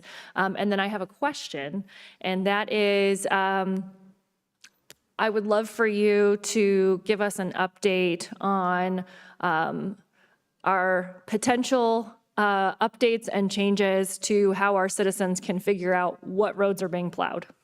Thank you very much for reminding me of that. We are going to have a public website. We will be briefing this tomorrow to our county administrator, and then we will also get it in front of you as well so you can see what the website will look like. We are ready to go live once we have approval to do that. But what it's going to allow citizens to do is you're going to be able to go in and look and see where we've plowed, when we've plowed, based off of the forecast, when we would expect to have to plow again. You can tell where we've sanded, where we've done any sort of mitigation for snow and ice, but it's going to be a live view that you can actually look at and see what we are doing at any given time. An example, if we have somebody take, for instance, out in Falcon and they need to get to the Denver airport, they can look on this website and find find out what would be the best route that they could take based off of where we've done snow removal. It's also going to be an advantage too for our school districts when they're trying to decide how to get buses out to students, whether they're trying to make decisions on 2-hour delays or 2-hour early releases. It's going to be much more public-facing information. Now, there are a few items on there that we're going to continue to grow with as we tie it into a few other items that we're working on, but this is going to make it much more informational for our citizens this year to be able to see what we're actually doing and when we're doing it. Commissioner Gutner. Thank you. Just as a follow-up, thank you for that. This is something I'm really excited about because I do think it's going to help citizens be much more able to go on and look in real time and understand. And I think understanding where plows have been, where they're going, will help folks plan their routes. And to your point, provide a lot of help for our schools and looking at those things. So I'm really excited about seeing this roll out. And I think it will create a lot of efficiencies here as well, because we get a lot of phone calls from folks trying to figure out some of these things. And this is going to allow them to kind of self-serve and not have to wait for that phone call back. And it's also even going to help when we do still need phone calls, say someone's not comfortable utilizing the website or maybe they've got a different issue. It's going to help us serve other customers faster because our folks will all be able to have access, including our constituent services manager. And so really excited about this, really looking forward to seeing that roll out. So thank you for your hard work on that. Oh, thank you, Commissioner. If I can just add to that as well, is that we are going into this year as a more team-oriented approach to how we do snow removal, teaming with our citizens to manage whatever the situation is and eliminate this, to use the term adversarial is incorrect, but the angst and some of the frustration that goes along with snow removal. We want to have a much more team-oriented, working with our citizens to solve the solution or solve the problem instead of how we've been doing it historically. So thank you for that. Thank you. Thank you very much. Commissioner Vanderwerf. Yes, thank you, Madam Chair. So I appreciate some of the comments you made earlier. You know, it is kind of an interesting trend going on across the country where counties are becoming more urban. And as a result of that, they're starting, and this includes El Paso County, providing services that look more like an urban or city-like style of service because of the urbanization of counties, which is happening across the country, as I mentioned.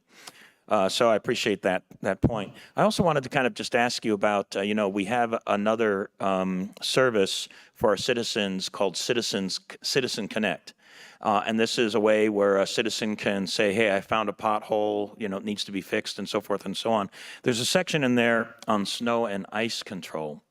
So could you talk a little bit about that? Are there services in Citizen Connect that a citizen could use to talk about the need to plow a road or maybe express some damage that was done from plowing, or, you know, what's the connection between a citizen and this smartphone app that we have? Sure thing. During a snow and ice removal event, assuming our fleet is healthy, we'll have around 34 trucks and between 24 and 26 graders that are operating, taking care of 2,300 miles of road.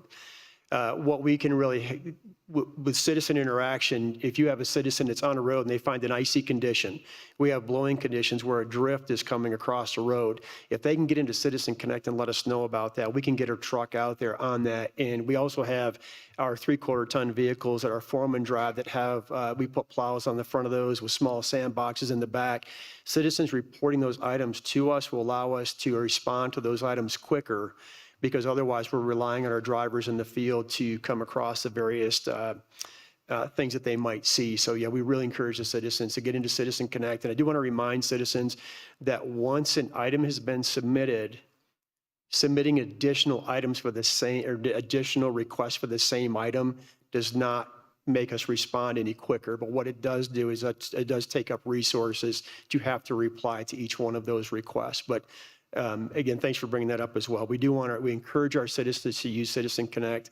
And again, that's going to be part of our team effort. Our citizens are the eyes in the field, and they can let us know where the hazards are, and we can get out and get after it. Yeah. And just very briefly, how does a citizen get on Citizen Connect? If you go to El Paso County, go to our El Paso County website, just do a quick search, just put in Citizen Connect, it will come up. Or you can just do a Google search, El Paso County Citizen Connect, and it'll take you right to the website as well.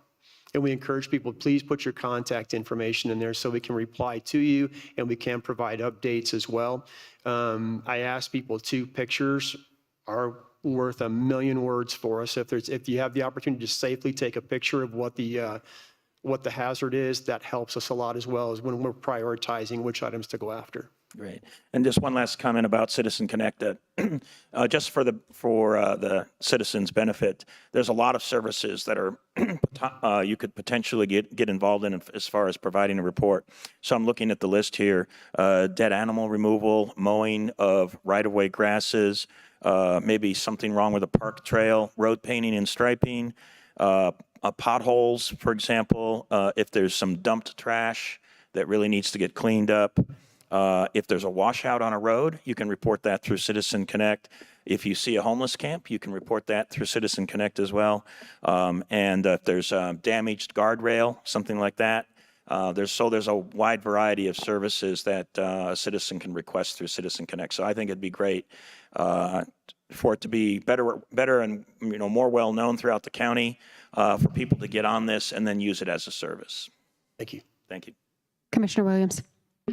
Yes, I do have a few comments. So I appreciate the new policy where you're going to wait between 3 and, up to 6 inches of snow, because I have already received a comment from a constituent to please not push snow onto his driveway again this year. And I think for some of my older constituents, I know for myself, it's hard to remove that snow from the driveway anymore. And so I appreciate using the sun. I think it's a very good use of our resources to wait and to allow it to melt. There's 2 other things I would caution citizens about. First of all, each jurisdiction has their own snow policy. So the town of Monument may come out sooner than El Paso County does. The city of Colorado Springs may come out and only do your major roads, but not your priority 3 roads. And so I just appreciate if citizens would be patient anytime during a snowstorm. And finally, usually our first snowstorm with a lot of people moving into Black Forest results in at least 1 or 2 people asking to have their driveways plowed. And that is something they need to arrange for privately if they can't plow them themselves. I know that there are plenty of individuals out there who will come. They may do a landscaping business during the summer, and they put plows on their truck in the winter. So just remember, if you do live with the long driveway, you will need to get some help in a big snowstorm. Thank you. Any other comments? Okay. I would like to thank you for taking a look at the policy and how we could better serve our citizens and be more efficient. I am also very excited about that real-time information being available shortly. I'm sure that when you roll out anything, it will probably have a few little kinks in it, but I am so excited about that next level of transparency that we will be giving to our citizens, and a tool for them to plan on something that's not always planned on. With that, this is an action item, so do I hear a motion? Yes, if I could just add a little bit here. I know we've had a lot of comments about this, but I do think it's of great consideration. I wanted to point out that in addition to the website, you can download the Citizen Connect app to your phone, which is very handy for taking photos. Obviously, we wanted you to do that safely, not while you're driving down the road. But if you've got a passenger, it makes it very easy to upload those photos if you download that app directly to your phone and use it that way. And I also, I really appreciate the mention that, our citizens have lots of eyes and ears out there. And this is really no different than something like a Waze app. If you guys have used that for traffic or whatever, it's a way, there's just absolutely no way that we can have the same kind of focus on individual roads as our citizens who are out there driving it, getting lots of eyes on. So every now and again, I will hear someone say, well, isn't that the county's job to know where those things are? And I say, but we need your help. And this is it's just like a Waze. It's just like any of that, where we can have better, more responsive information about what is going on out there if our citizens are all willing to participate. So if you've worked on Waze and you've hit that button to say there was something in the middle of the road or an accident, this is really no different for us to help us really be efficient and make sure that we have the best service. And I want to repeat, it is worth repeating on your statement about having more than one person turn in.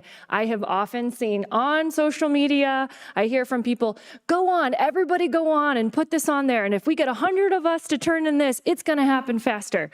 That is not the case, correct? That is absolutely correct. It actually makes it more complicated for us to respond to all of those. So if it's been turned in, we see it and we're going to deal with it in a timely manner.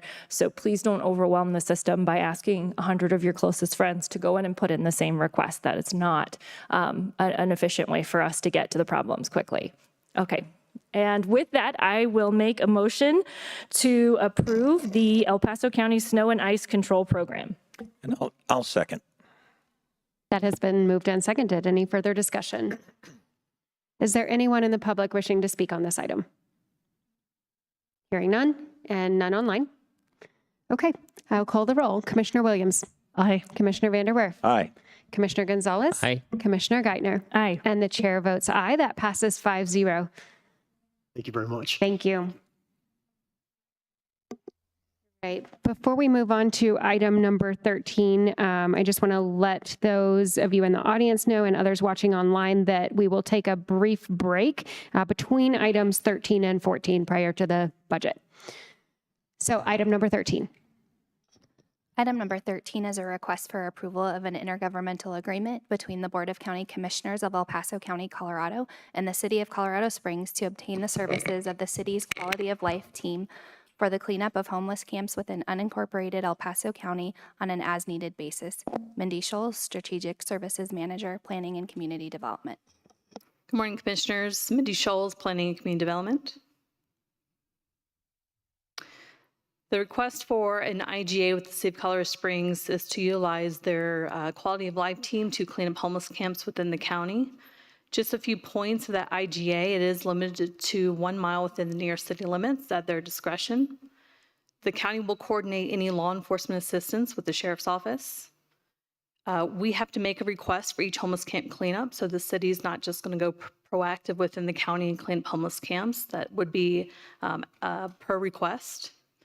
The county will pay for all direct and indirect costs for each cleanup, in addition to a 10% indirect administrative charge. And the city will provide pictures of proof for each cleanup, as well as an invoice for each cleanup. And the agreement may be terminated by either party via a written notice of termination. So how is the county addressing homeless camps now? So we do have dedicated funds for the cleanup of homeless camps.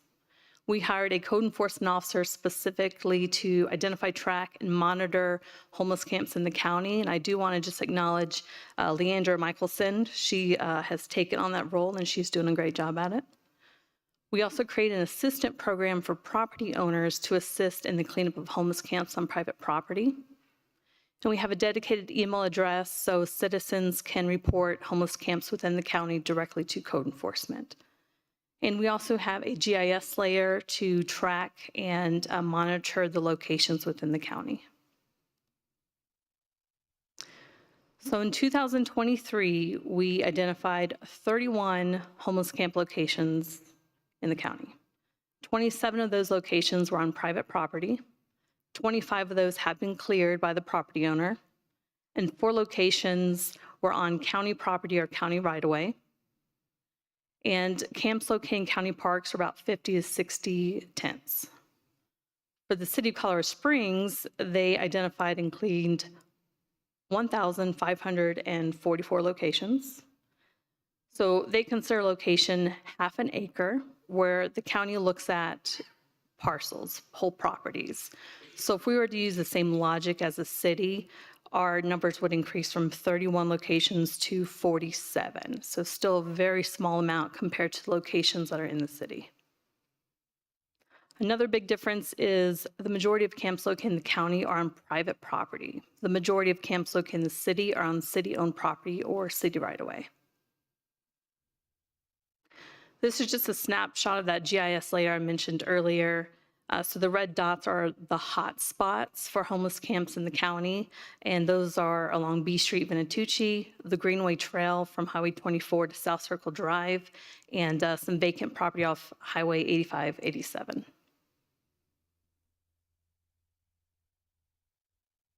So the benefits of an IGA is allowing the city to cross jurisdictional lines to clean up camps are also located in the county. So this year we had a situation where the city was cleaning up right away underneath South Circle Bridge, and we had homeless camps located on private property right next to it. So instead of just the city cleaning up all of it, they cleaned up their area, and then we, got the property owner to eventually clean up their area, but took some time so that trash in those camps just migrate right back to city property. Additionally, the county does not have its own team to clean up homeless camps. So all of our homeless camps are contracted out.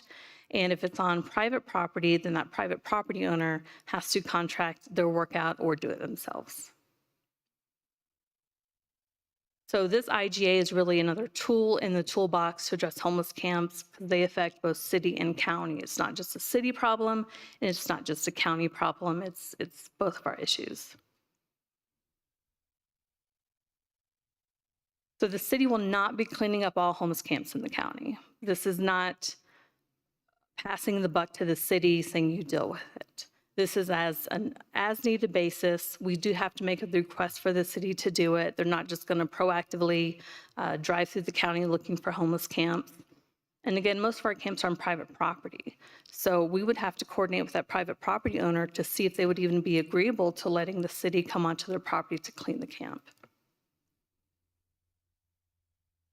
Any questions?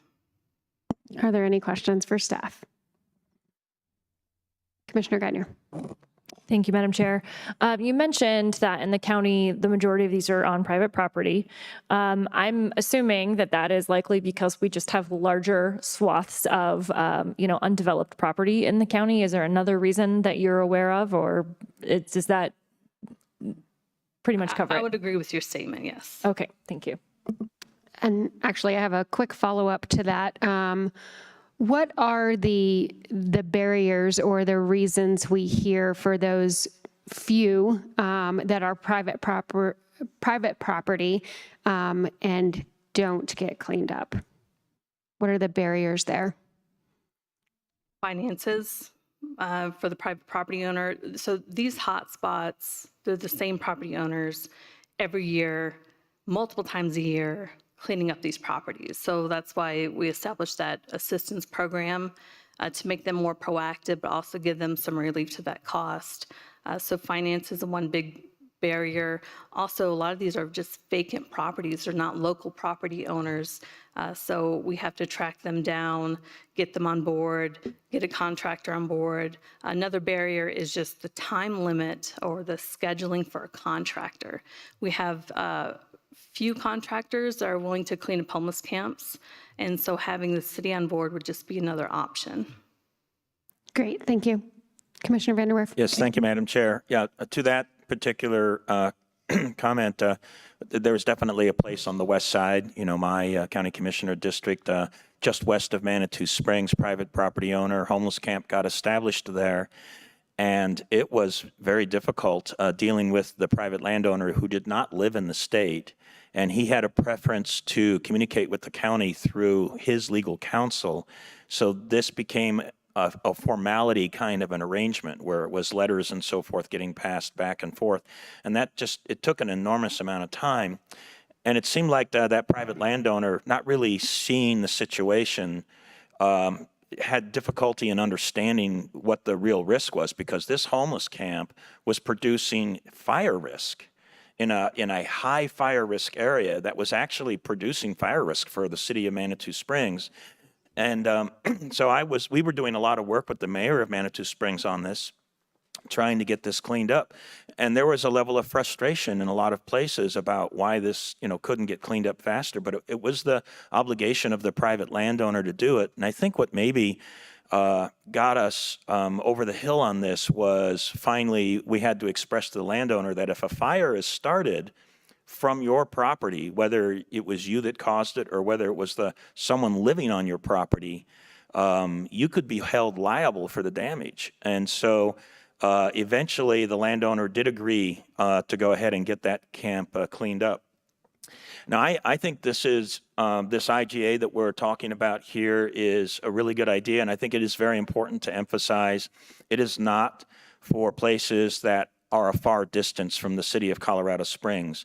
I can speak to an example that's in the Highway 24 West Colorado corridor. This is again on the west side of El Paso County, where there's multiple jurisdictional challenges. So in areas there where we've had homeless camps between Highway 24 and West Colorado Avenue, you've had city jurisdiction, county jurisdiction, CDOT right-of-way, and then private property as well, where a homeless camp literally would cross across all four of those boundaries, making it exceptionally difficult to deal with that homeless camp because of the multiple jurisdictions.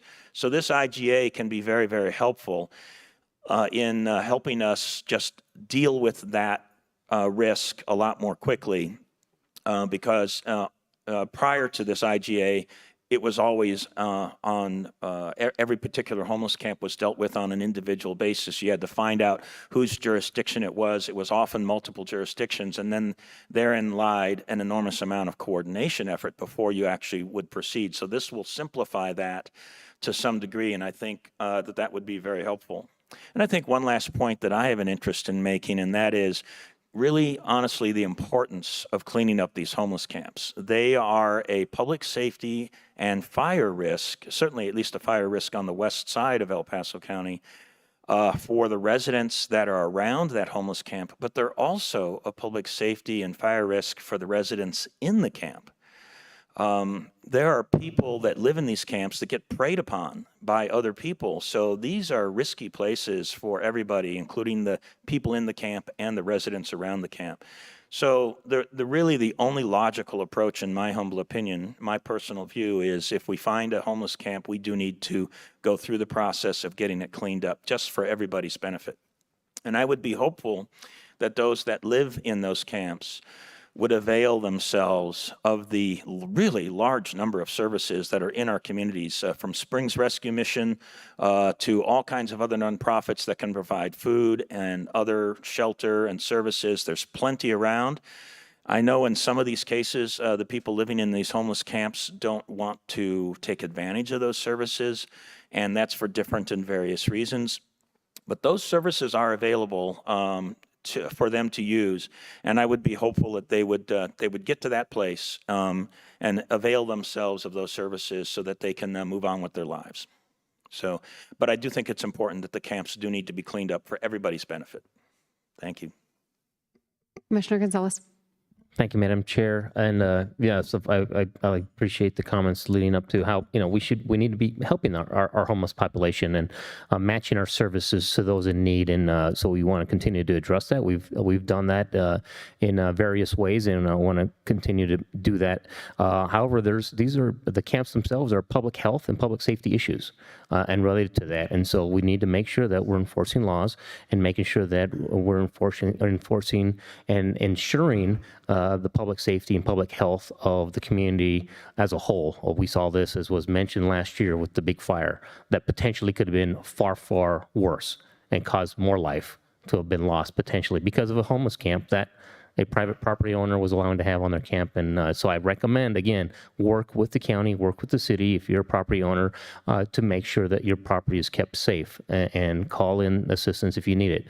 And so this is needed, and we've added additional funds over the last several years to address this issue, to make sure that we're taking care of the public health, public safety issues, as well as helping our homeless and getting the services that they deserve and need.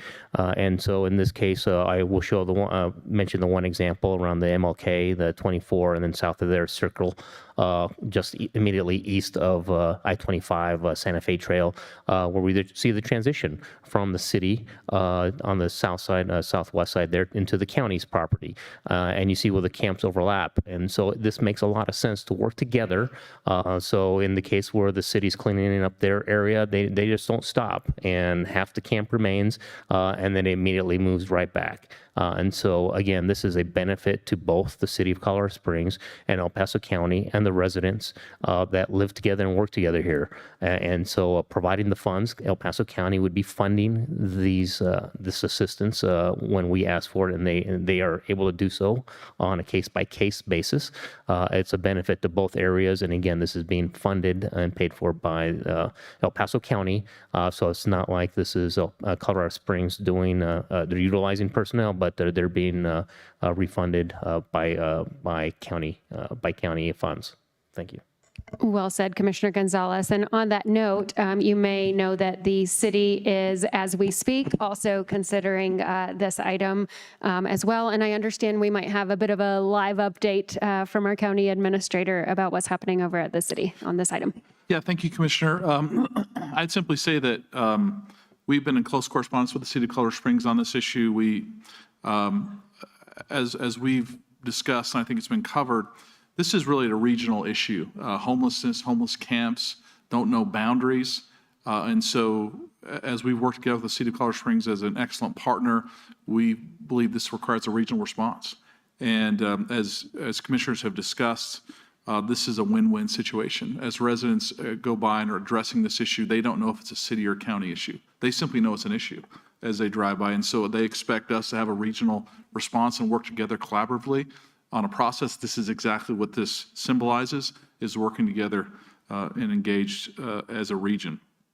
As Commissioner Gonzalez discussed, let me just reiterate that we are going to make the city of Colorado Springs whole financially. This will not be something the city is doing for us in the sense of using our own funds. We will reimburse them and make them whole for this. I'll reiterate, this is a voluntary IGA. And so if the city of Colorado Springs doesn't happen to have resources available at the time, they can decline and simply say, we just don't have the resources at the time to address this issue. But we feel in the long run, this is a win-win situation that's going to address a regional problem. So I just want to reiterate with the city's consideration today that this is a win-win, but they will be made whole, and it's voluntary, just to remind all of us as we consider this. So thank you very much. Commissioner Geithner. Thank you, Madam Chair. And I really appreciate the update there from our county administrator. And I want to thank you, Mindy, and the planning team and our county administrator for really leaning into this issue proactively. I think that it's very clear that our citizens don't want to become Denver.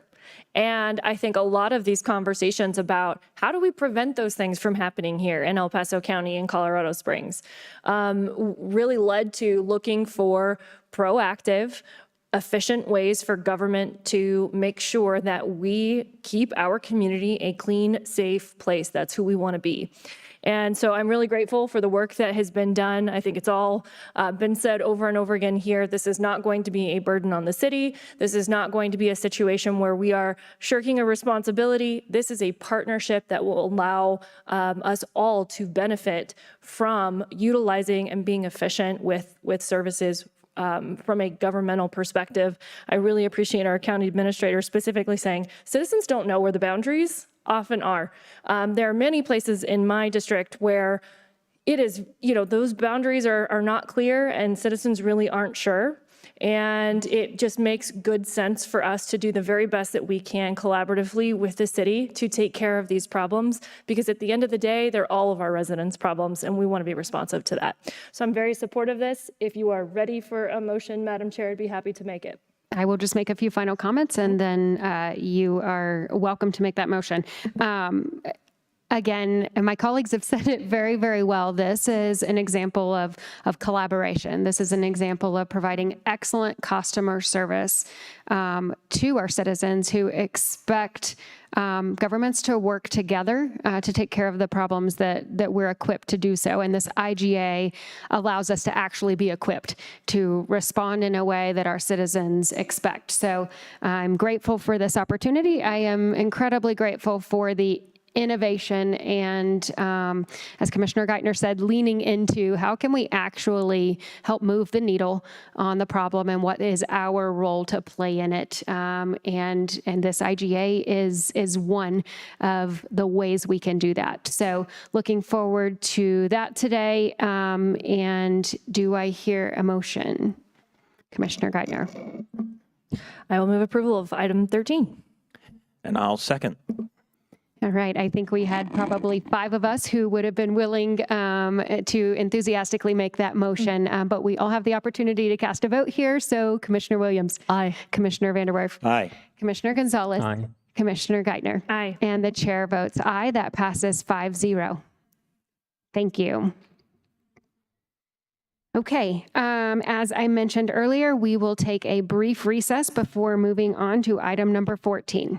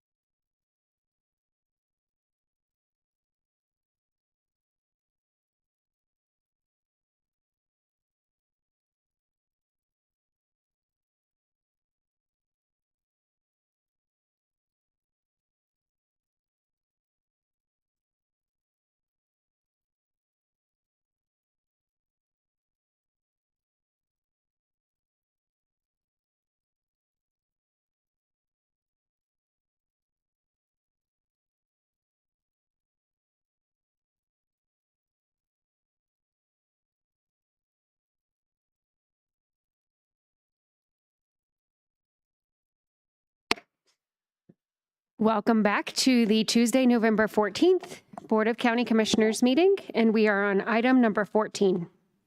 Item number 14 is department and committee reports, non-action items. 14A, 2024 budget hearing number 4, original adopted budget, final direction by the BOCC. Nikki Simmons, Chief Financial Officer. Ms. Simmons. Good morning, Commissioners. Nikki Simmons, Chief Financial Officer. We're here today to conduct budget hearing number 4, which is our final direction on the 2024 original adopted budget. This is my favorite day because it's the day that I get to do like spreadsheets in public. And you all know how much I love spreadsheets. So this is the day. So today we're not asking for any official action from the Board of County Commissioners. What we're asking for is direction from you all to make changes to the preliminary balanced budget. As a reminder, the preliminary balanced budget was administration's proposal to the Board of County Commissioners on what should be included in the 2024 budget. That included a lot of work from all of your executive team, as well as the elected officials throughout the county, and also in coordination with all the county commissioners. But this is obviously 100% in the control of the Board of County Commissioners of what we budget funds for in 2024. And so we have a spreadsheet up on the screen right now that basically shows where the critical needs that we're planning to fund in the 2024 budget. Our budget process goes with a base budget moving forward. So it's last year's budget less any one-time needs that were funded in 2023. And then moving forward into 2024, we do it as a critical need process for additions. And so during the budget hearings that we had in October, we've already gone through each and every one of these items to explain the need for them. And you've heard from every department and office that is proposed to be funded. And so before we start out, I have 2 items for you. The first is that just minutes before I walked up here, I got the last iteration of sales tax hot off the press, and wanted to let you know that we're not proposing any changes to the budget. They're still within our projections for what we included in the 2024 budget. The month of September, which is the most recent information we have, was down just 0.61%, and so we're still falling within that overall down 2% for year-to-date numbers. And so we're comfortable with the budget that we have going forward. The other item that I wanted to point out, staff is proposing to make a change to the budget that we presented.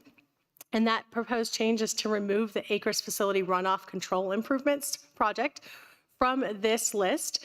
And the reason for that is we have identified that we can use our remaining ARPA funding to complete that project. So this project is still going to get done. It just doesn't need to be appropriated from the general fund.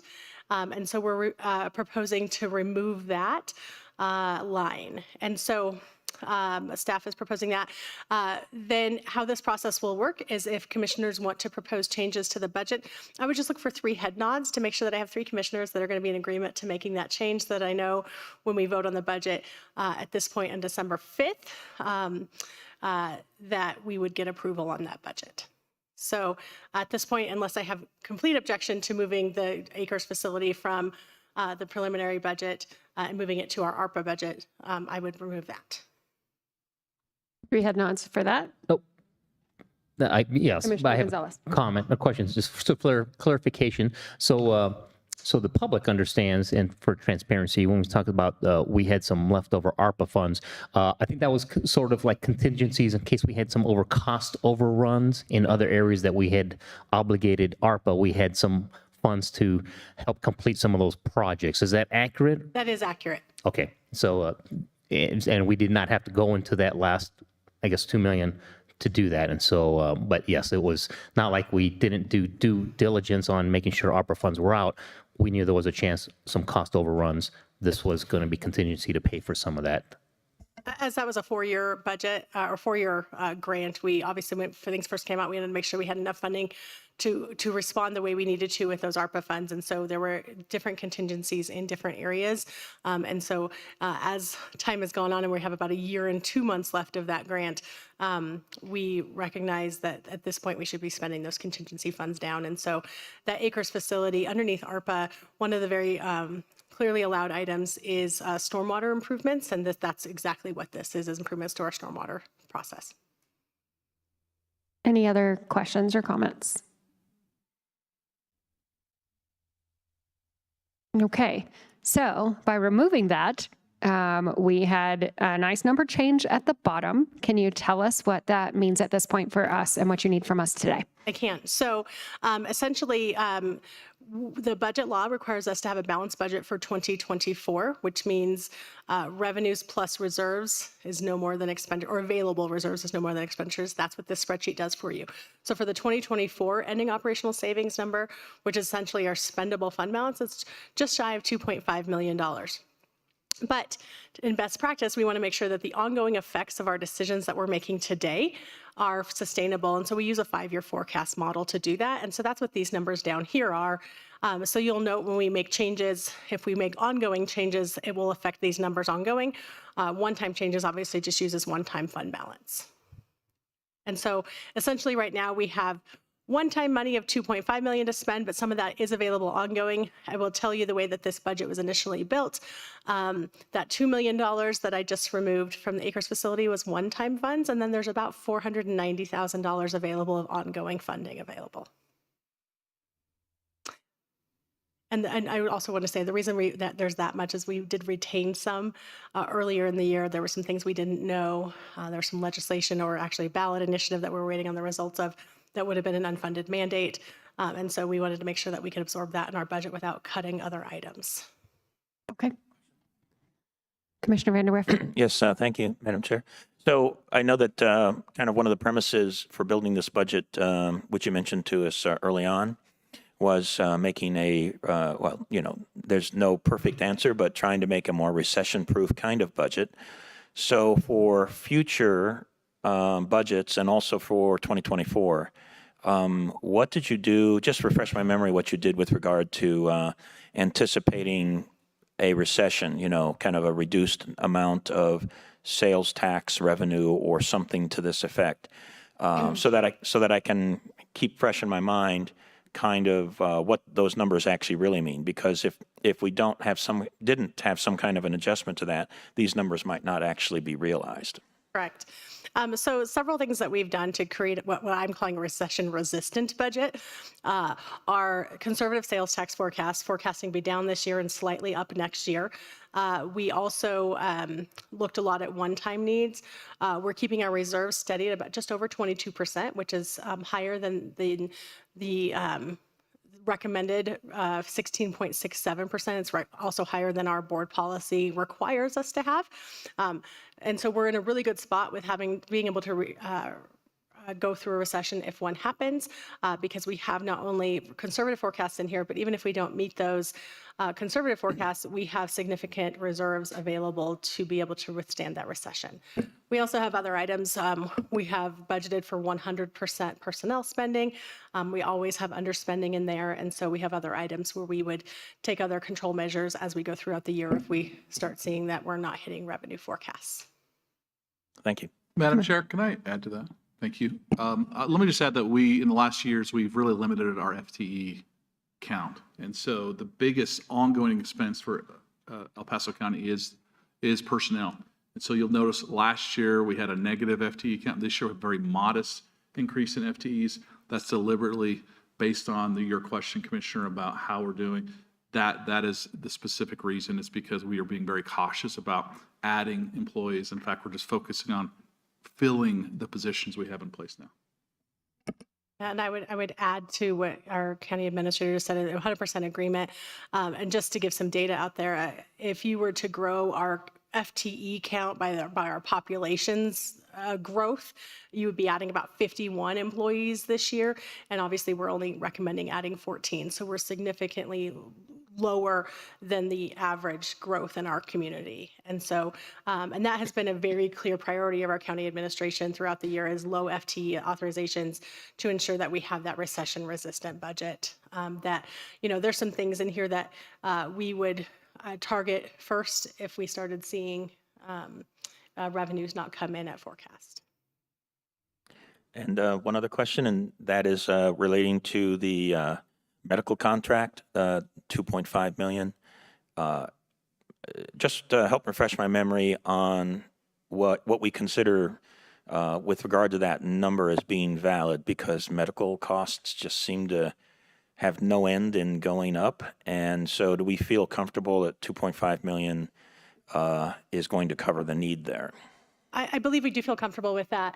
There's a representative from the sheriff's office here if you have any questions, but our procurement office in conjunction with our sheriff's office did a great job this year at negotiating a new medical contract. We have a new provider. This board has already approved that ongoing contract, and this amount does fit within that and provides for them to be able to respond to the needs in the jail the way that we need to within the costs for the medical.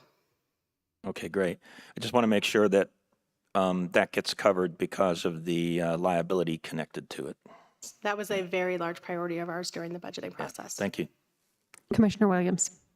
So you could tell me, our reserves up to 9 million now? Is that about right? Our emergency reserve is like 9.2 million. We are going to be coming forward with a resolution here, probably on the next board meeting, to address the need for the flooding that has happened. That will be a couple million there. That is one of our reserves. So I want to make sure it's clear that the county doesn't just have one. But you also reserve have of the $9 million. Tabor reserve. We have a Tabor reserve, but then we also have our unassigned fund balance. And that's that number I was talking about per policy, that there's a best practice of 16.67%. We have a policy that calculates it a little bit differently, and it's like 10% of sales tax plus 5% of other revenues and 0.5% of property taxes. All of that together, we have a 22% reserve, where that is our unassigned reserve plus our emergency reserve. So we have a 22% of our general fund unrestricted revenues plus the $9.2 million emergency reserve. So we have significant, I would be very concerned if a government our size only had $9 million in total reserves. Okay, so I'm just wondering if you could scroll so we could see the whole spreadsheet again. So part of this that we're discussing today, and I believe that some of the commissioners have proposals, is that we could redistribute that $2 million. Yes, so this overall, this $2.494 million, which $2 million of that came from removing the Acres facility. Before this spreadsheet showed $494,000. So now we have $2.49 million that is available for appropriation if the commissioners wish to do so. Okay. Madam Chair. Thank you, Madam Chair. So I just want to make a couple of comments on the general budget. Thank you so much, Nikki. You and the team have done great. This is, I think, honestly, in almost seven budgets now for two of the commissioners in here, it's gotten better every year in terms of the efficiency, the effectiveness. Not always money going quite where I want it, but I think you've always done a great job, and the team knows, I think, what the priorities are for the residents. And I see that in this budget again: public safety, roads and infrastructure. Support the veterans. I'll highlight the three associate veteran service officers that are going to be supporting because of the great need. 100,000 veterans in this area, roughly, and the support we provide to them and our entire community. I think it shows in this budget, and that's a testament to the great work you've done, staff has done, senior leadership, and I think the commissioners as well, with the input from the residents. So, but in terms of the numbers, I think I've always a broken record. I always want to try to emphasize infrastructure because that's what I get the most calls on, or roads and infrastructure. So I don't know if people want, the commissioners want me to make a specific numbers request, but I'd like to see, of those the $2.494 million, and now some of it can't be ongoing, but one time at least. I'd like to see more money go to roads if possible, stormwater if possible, and I'll be honest, because I think we have not been able to get them quite as much money as with our parks and the flooding and the issues, the infrastructure repairs, maybe a little bit of money to parks, and so that's just my general recommendation right now. Thank you. Okay, any other comments? Commissioner Geithner. Thank you. I'm always in favor of putting more money into our roads, as that is something that impacts, our residents pretty dramatically, especially, the much of the area of my district I serve. So that is something I agree with as well. I am also open to the parks. I would like to just say that if that is an area I would love to see some, more effort out east and those parks that are out there. One of the things that has come up multiple times lately is trails, especially in the Falcon Regional Park. I know that Todd and I have had that conversation. We have a lot of school-aged kids who are looking for cross-country type trails. This is a real need out there for our high school students who are participating in sports. It offers lots of opportunity for the rest of our residents as well. But that's a need out there that has come up. So I will just say I'm supportive of that, but would really love to see some emphasis. And I know we're not doing that. It's not going to be earmarked or anything like that. But I'll just say I think there's a real benefit for our residents out east who are, some of our parks are newer out there and don't have quite as many amenities. And Commissioner, I can speak a little bit to that. I don't want to speak for Mr. Martz, who is up here. If you have any questions directly for him, I had a conversation with him this morning, and he actually did mention Homestead Park. Falcon Regional Park is two of the parks that he has on the top of his list. The other thing I will really commend our Parks Department for is their ability to take some county general funds and make it into a much larger number by using that for match for grants. I've never seen, specifically for capital projects, that the Parks Department just takes just general fund dollars. We appropriate, $100,000 of general fund dollars, and he's able to turn it into a whole lot more based on using that as match or other ways to get donors to incentivize. It's just the county's buy-in to that project. And so I would be comfortable saying that if you gave money to parks, that it would go further than what we would be putting in. To tie into that, I will add my own little commentary to that as well, that, with some of the flooding damage and you mentioned that you'll be coming forward with an emergency spending resolution in the future. It makes sense to me to do any improvements even outside the repair and damage scope at the same time. That ultimately saves the taxpayer dollars. That helps it go a little bit further if you're doing a comprehensive project all at once.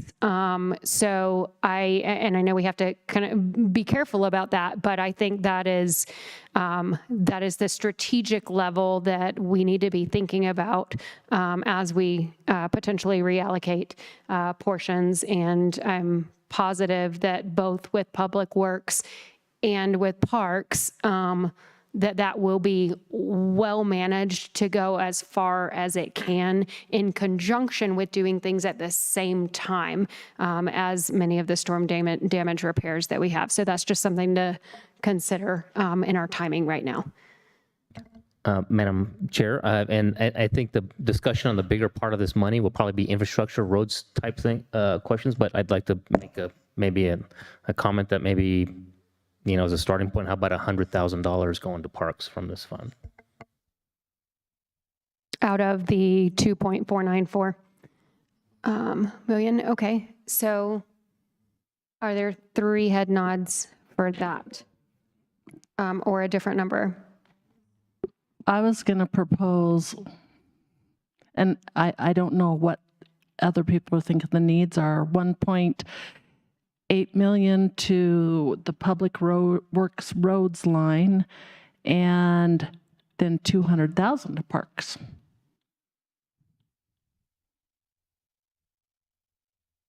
The road resurfacing, construction, and/or stormwater. I don't, sorry to every one of our other directors up there who all look at Kevin and, but yeah, Kevin always wins in this battle.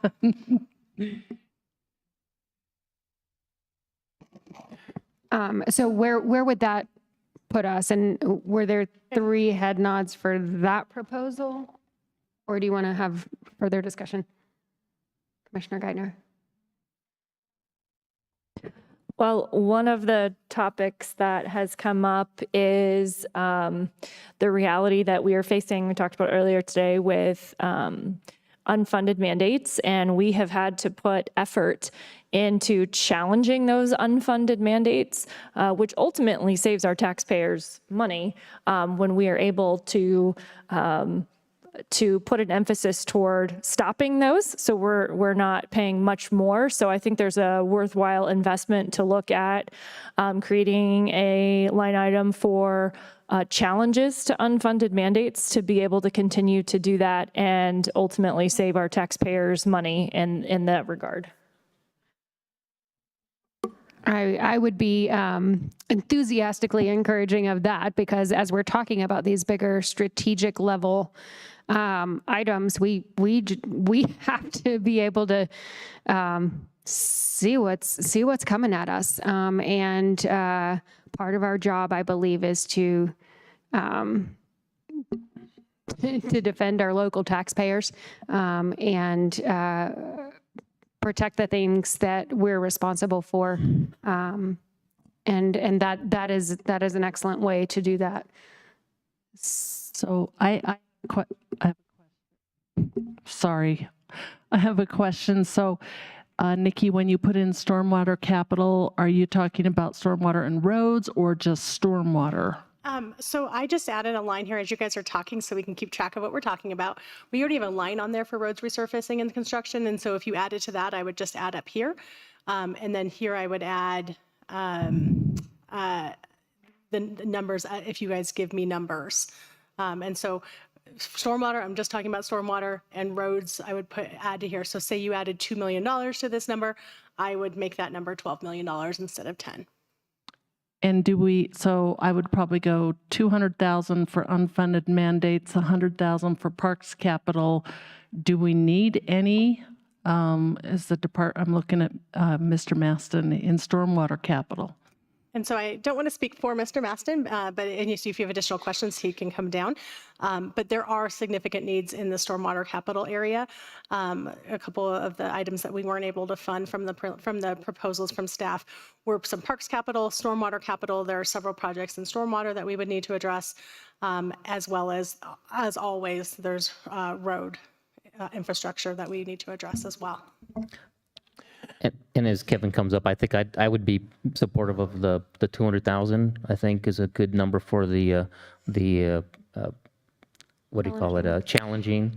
I'd be open between 100,000 and 200,000 on the parks. So I'm flexible on those numbers. I think anything that we can get the parks would be great. So I'd be happy with between 100 or 200,000. And then let's figure out what might happen with the roads and stormwater. Madam Chair. Commissioner Vanderwerf, but I have one clarifying question really quickly. We are talking about one-time capital expenses to each of these categories, correct?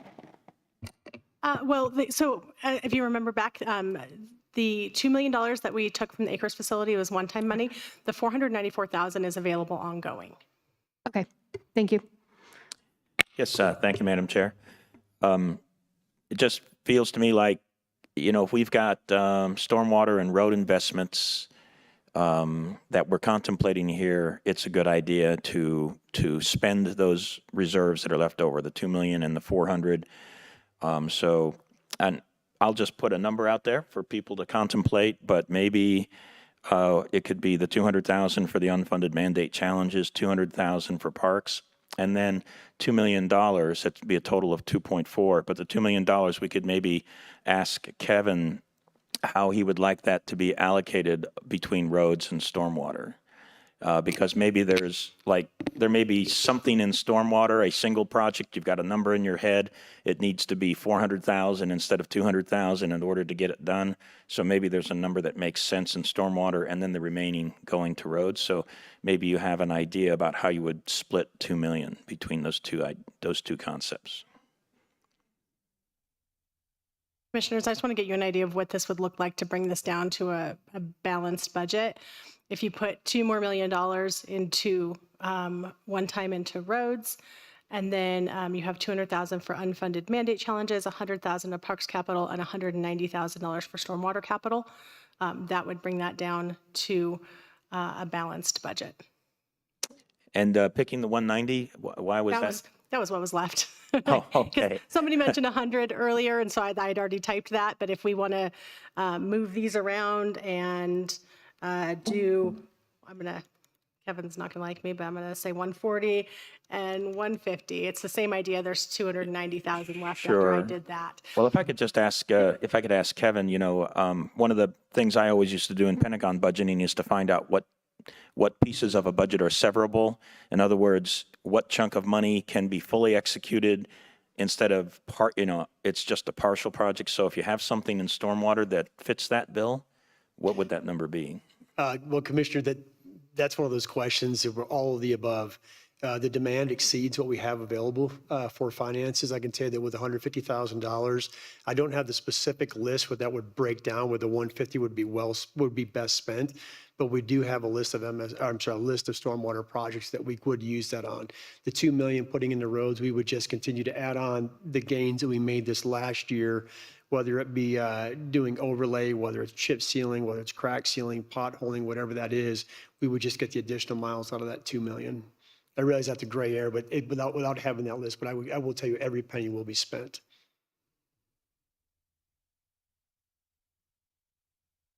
Given that, I offer those numbers to my fellow commissioners then. And could you repeat them again, please? So if we can scroll up, I think it's putting 2 million into road resurfacing and construction. Then 200,000 in unfunded mandate challenges, 140 into parks capital, and 150 into stormwater capital. And that gets us to a balanced budget. And why I'm comfortable getting to such a low number is basically because of the statements that have been made by Nikki that we've got excellent reserves, that we have addressed what we're anticipating for sales tax revenues.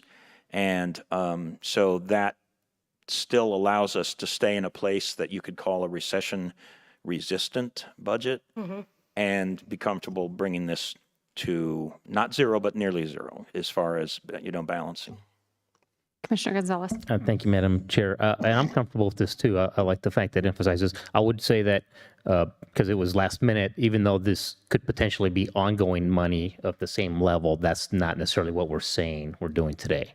Okay, so you specifically want this to be one-time money? I'm not saying that either. I'm just saying I just don't want to necessarily say that unless that gets the approval. And if that's the approval or the head nods, then I'm fine with that too. I just want to say, because this was a last minute change, whether that would be permanent or not. If we want to discuss that as well, I just want to clarify that. So the way that this is built right now is these two are ongoing, and this one is one time, and that leads to these fund balances down here. But if you want to make a change to that, I can absolutely do that and make them one time. And I just ask if there's other discussion. I'm comfortable actually keeping those as permanent, but I don't necessarily, this was a last minute change, saying that that's what it is. Would a part of the roads also be one time? Because when we get into our needs. The roads is one time. Okay. And that's how we've handled the roads over the last several years, as trying to kind of it's an ongoing commitment for us to put as much as we can in there every year, but it's one-time money above and beyond their base budget. And again, I think I'm good with it. I needed a minute to kind of discuss, think about it. But okay, I'm good with it. I am comfortable with those numbers. I would probably want to keep the flexibility of having them be one time for that whole 2 million that we're distributing, just because you just don't know where we're going over next year. And so it's always nice to be able to start your budget process in March with a little bit of flexibility there. But other than that, I'm fine with all of those numbers. And as for myself, I'm comfortable with them being either one time or permanent, but I will make the point, if we do make them permanent, which I personally have no trouble with, if we find ourselves with budget challenges next year, we can just simply decrement that amount.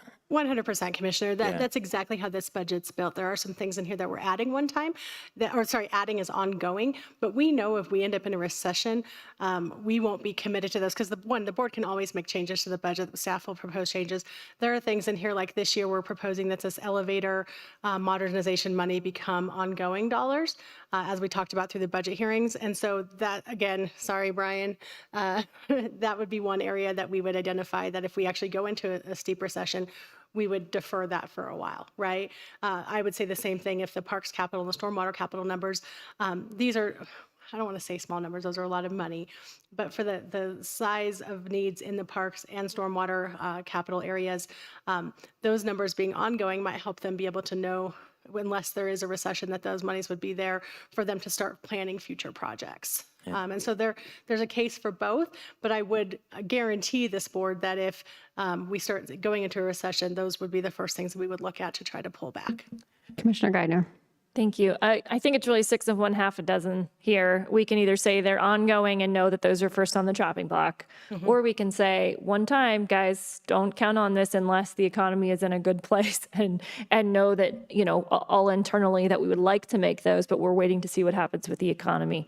I'm in the second category. I feel a lot more confident with, hey, let's know that these are priorities that we want to revisit next year, but I'm a little more conservative on, making it ongoing. And I don't mean that as a slight in any way, I would just rather kind of make that as a, hey, we're waiting to see what the economy does before we look at that. Because I don't want to have to come back and say, we're going to cut something that we thought was going to be there. I'd much rather say we were conservative in our estimate and we are able to do that again next year. But otherwise, I'm okay with this as well. It sounds like I have 3 commissioners that would like to make that one time. And maybe even all of them. So I see at least 3. So we can, right now how this is on here is one time now. I think so. And I actually have one other comment about that. We already mentioned Mr. Martz's ability to make funds exponential with matching, and I would be curious to know whether one time or operationally helps his case as he's doing that.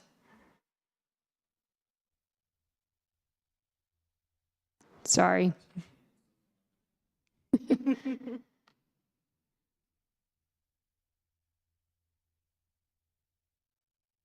Thank you, Commissioner. Certainly would appreciate one time or annual, but the continuing is something that for the grant cycles, it's good to plan further out. And that way we can say that if this goes into capital improvements, and we could say then down the road that it would be a match, it would be a strength for us. But again, one time is greatly appreciated too. Okay. I just had to ask the question and pull the string. And I think I personally am also more comfortable knowing that we have the ability to build a complete budget next year, stay consistent with priorities. None of us really knows what's coming down the road, although your crystal ball is working really well on the sales tax front right now. Thank you. So, I'm good either way as well. But I do know that particularly with the way Parks pulls from other things and does have the opportunity to match a little bit further out, 18 to 24 months out, that I don't, that's what I wanted to know, is whether it's more helpful or not.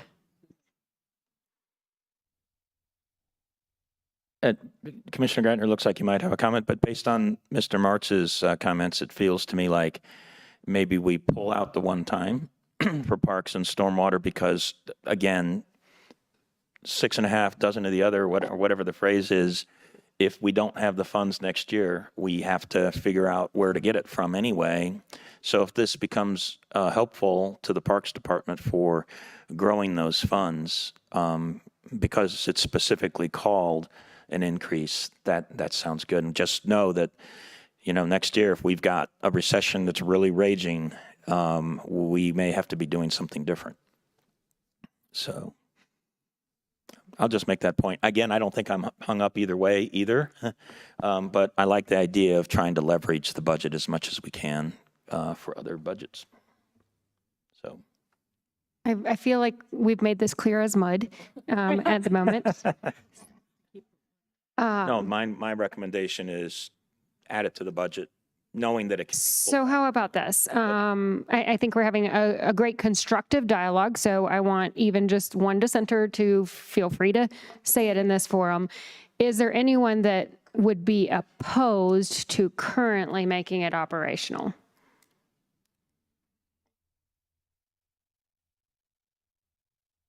This is not a deal breaker for me.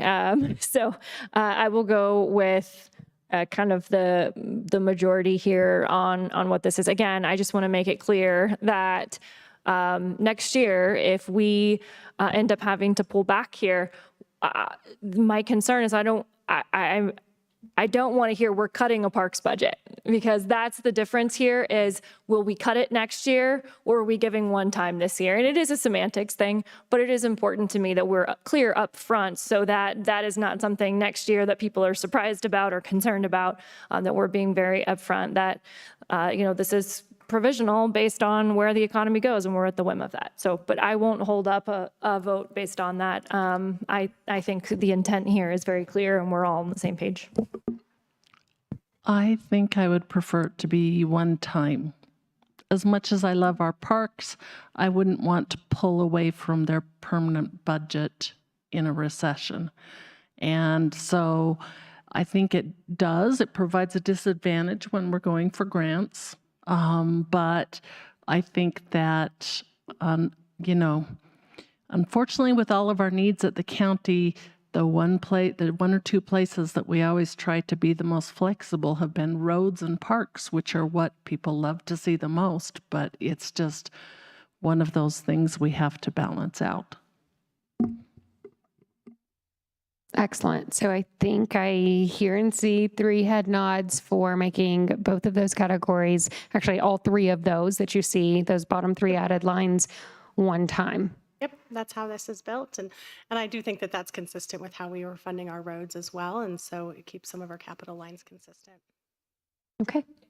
Any further questions or direction? I love this budget. I have not been this happy actually well, I'm happy regularly. But I'm very happy. Nikki, you did a great job. Oh, thank you. I appreciate that. My team has worked very hard on this, but that is actually all the whole time we're like, how do we make Commissioner Gonzalez happy? So he's regularly happy, but today he's super regularly happy. Yeah, I do appreciate the compliment, and I will pass it on to our team. They've worked very hard on it. Commissioner Geithner. Thank you, Madam Chair. And I do want to reiterate that. I mean, this process is not an easy one. And, we want to live within the budget that our citizens set for us. That's very important to us here. I have to thank, again, both your team and all of our executive directors for, again, being very respectful of our voters and knowing that it's not always easy to find the best way, but that's what we're charged with here. And also another huge thank you to our county administrator as we're talking about the fantastic way that this budget process has gone and has gotten better. Even, I don't have 7 yet to compare it to, but it has gotten better every year.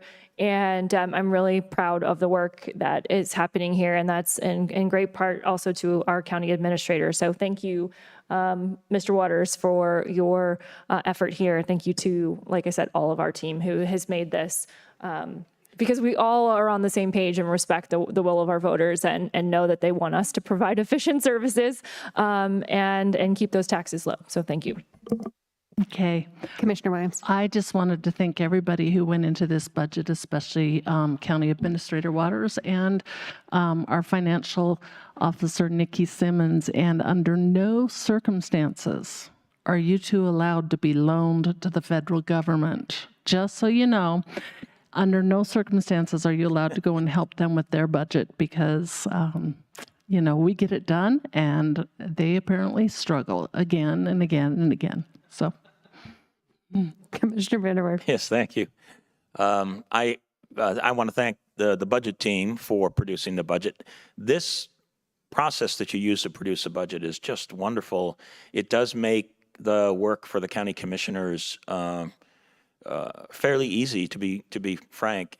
And with that in mind, I want to thank the other county electeds and the department heads for their duking it out in their own sessions.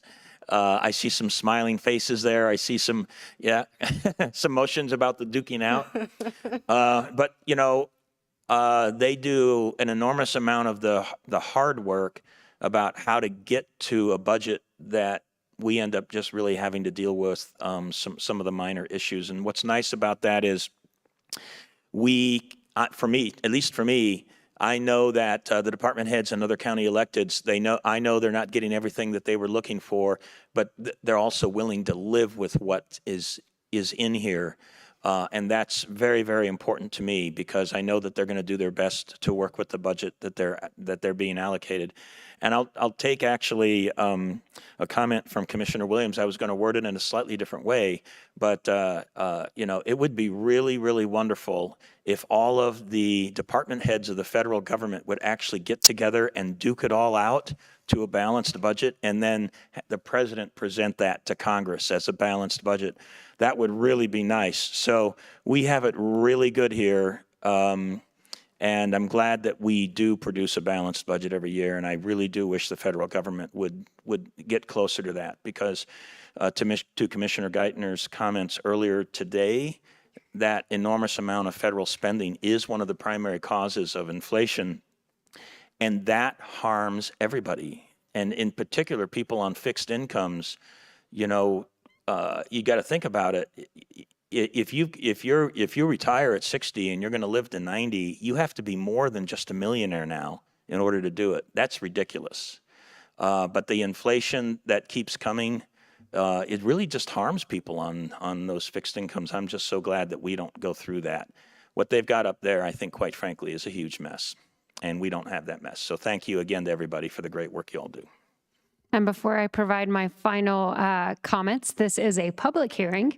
So is there anyone in the public wishing to speak on the proposed budget? Hearing none in the room, any online? Okay, excellent. Great job. Again, my colleagues have said it very, very well. I continue to be impressed with the strategic nature of this, the alignment with the priorities that you've heard throughout the year from this board, and also I think the priorities and things that our citizens expect our budget to cover, and the things they expect it to not cover. So thank you for taking all of that, turning it into a beautifully balanced budget that aligns with our priorities and allows us to get the things done that we need to get done. I wanted to thank my colleagues for entertaining what I feel like is kind of the giant question mark right behind the question about recession and the economy turning around. The giant question mark is what is going to be forced on us to cover from the state and or federal level at this point. So I feel very, very comfortable with having this creatively added line of unfunded mandate challenges. It's not a lot, and I hope that we don't have to use it, but I think it's very wise of us and strategic to put it there. So thank you for entertaining a bit of a harebrained idea on that. I actually don't think it's harebrained at all. I think it's very strategic. So with that, any final comments? Commissioner Geithner. It's apparently that day. But I did want to point out as we're having this conversation overall, and that we're going to continue to do our very best to fight against the things that the state is mandating that we don't think our citizens need or want.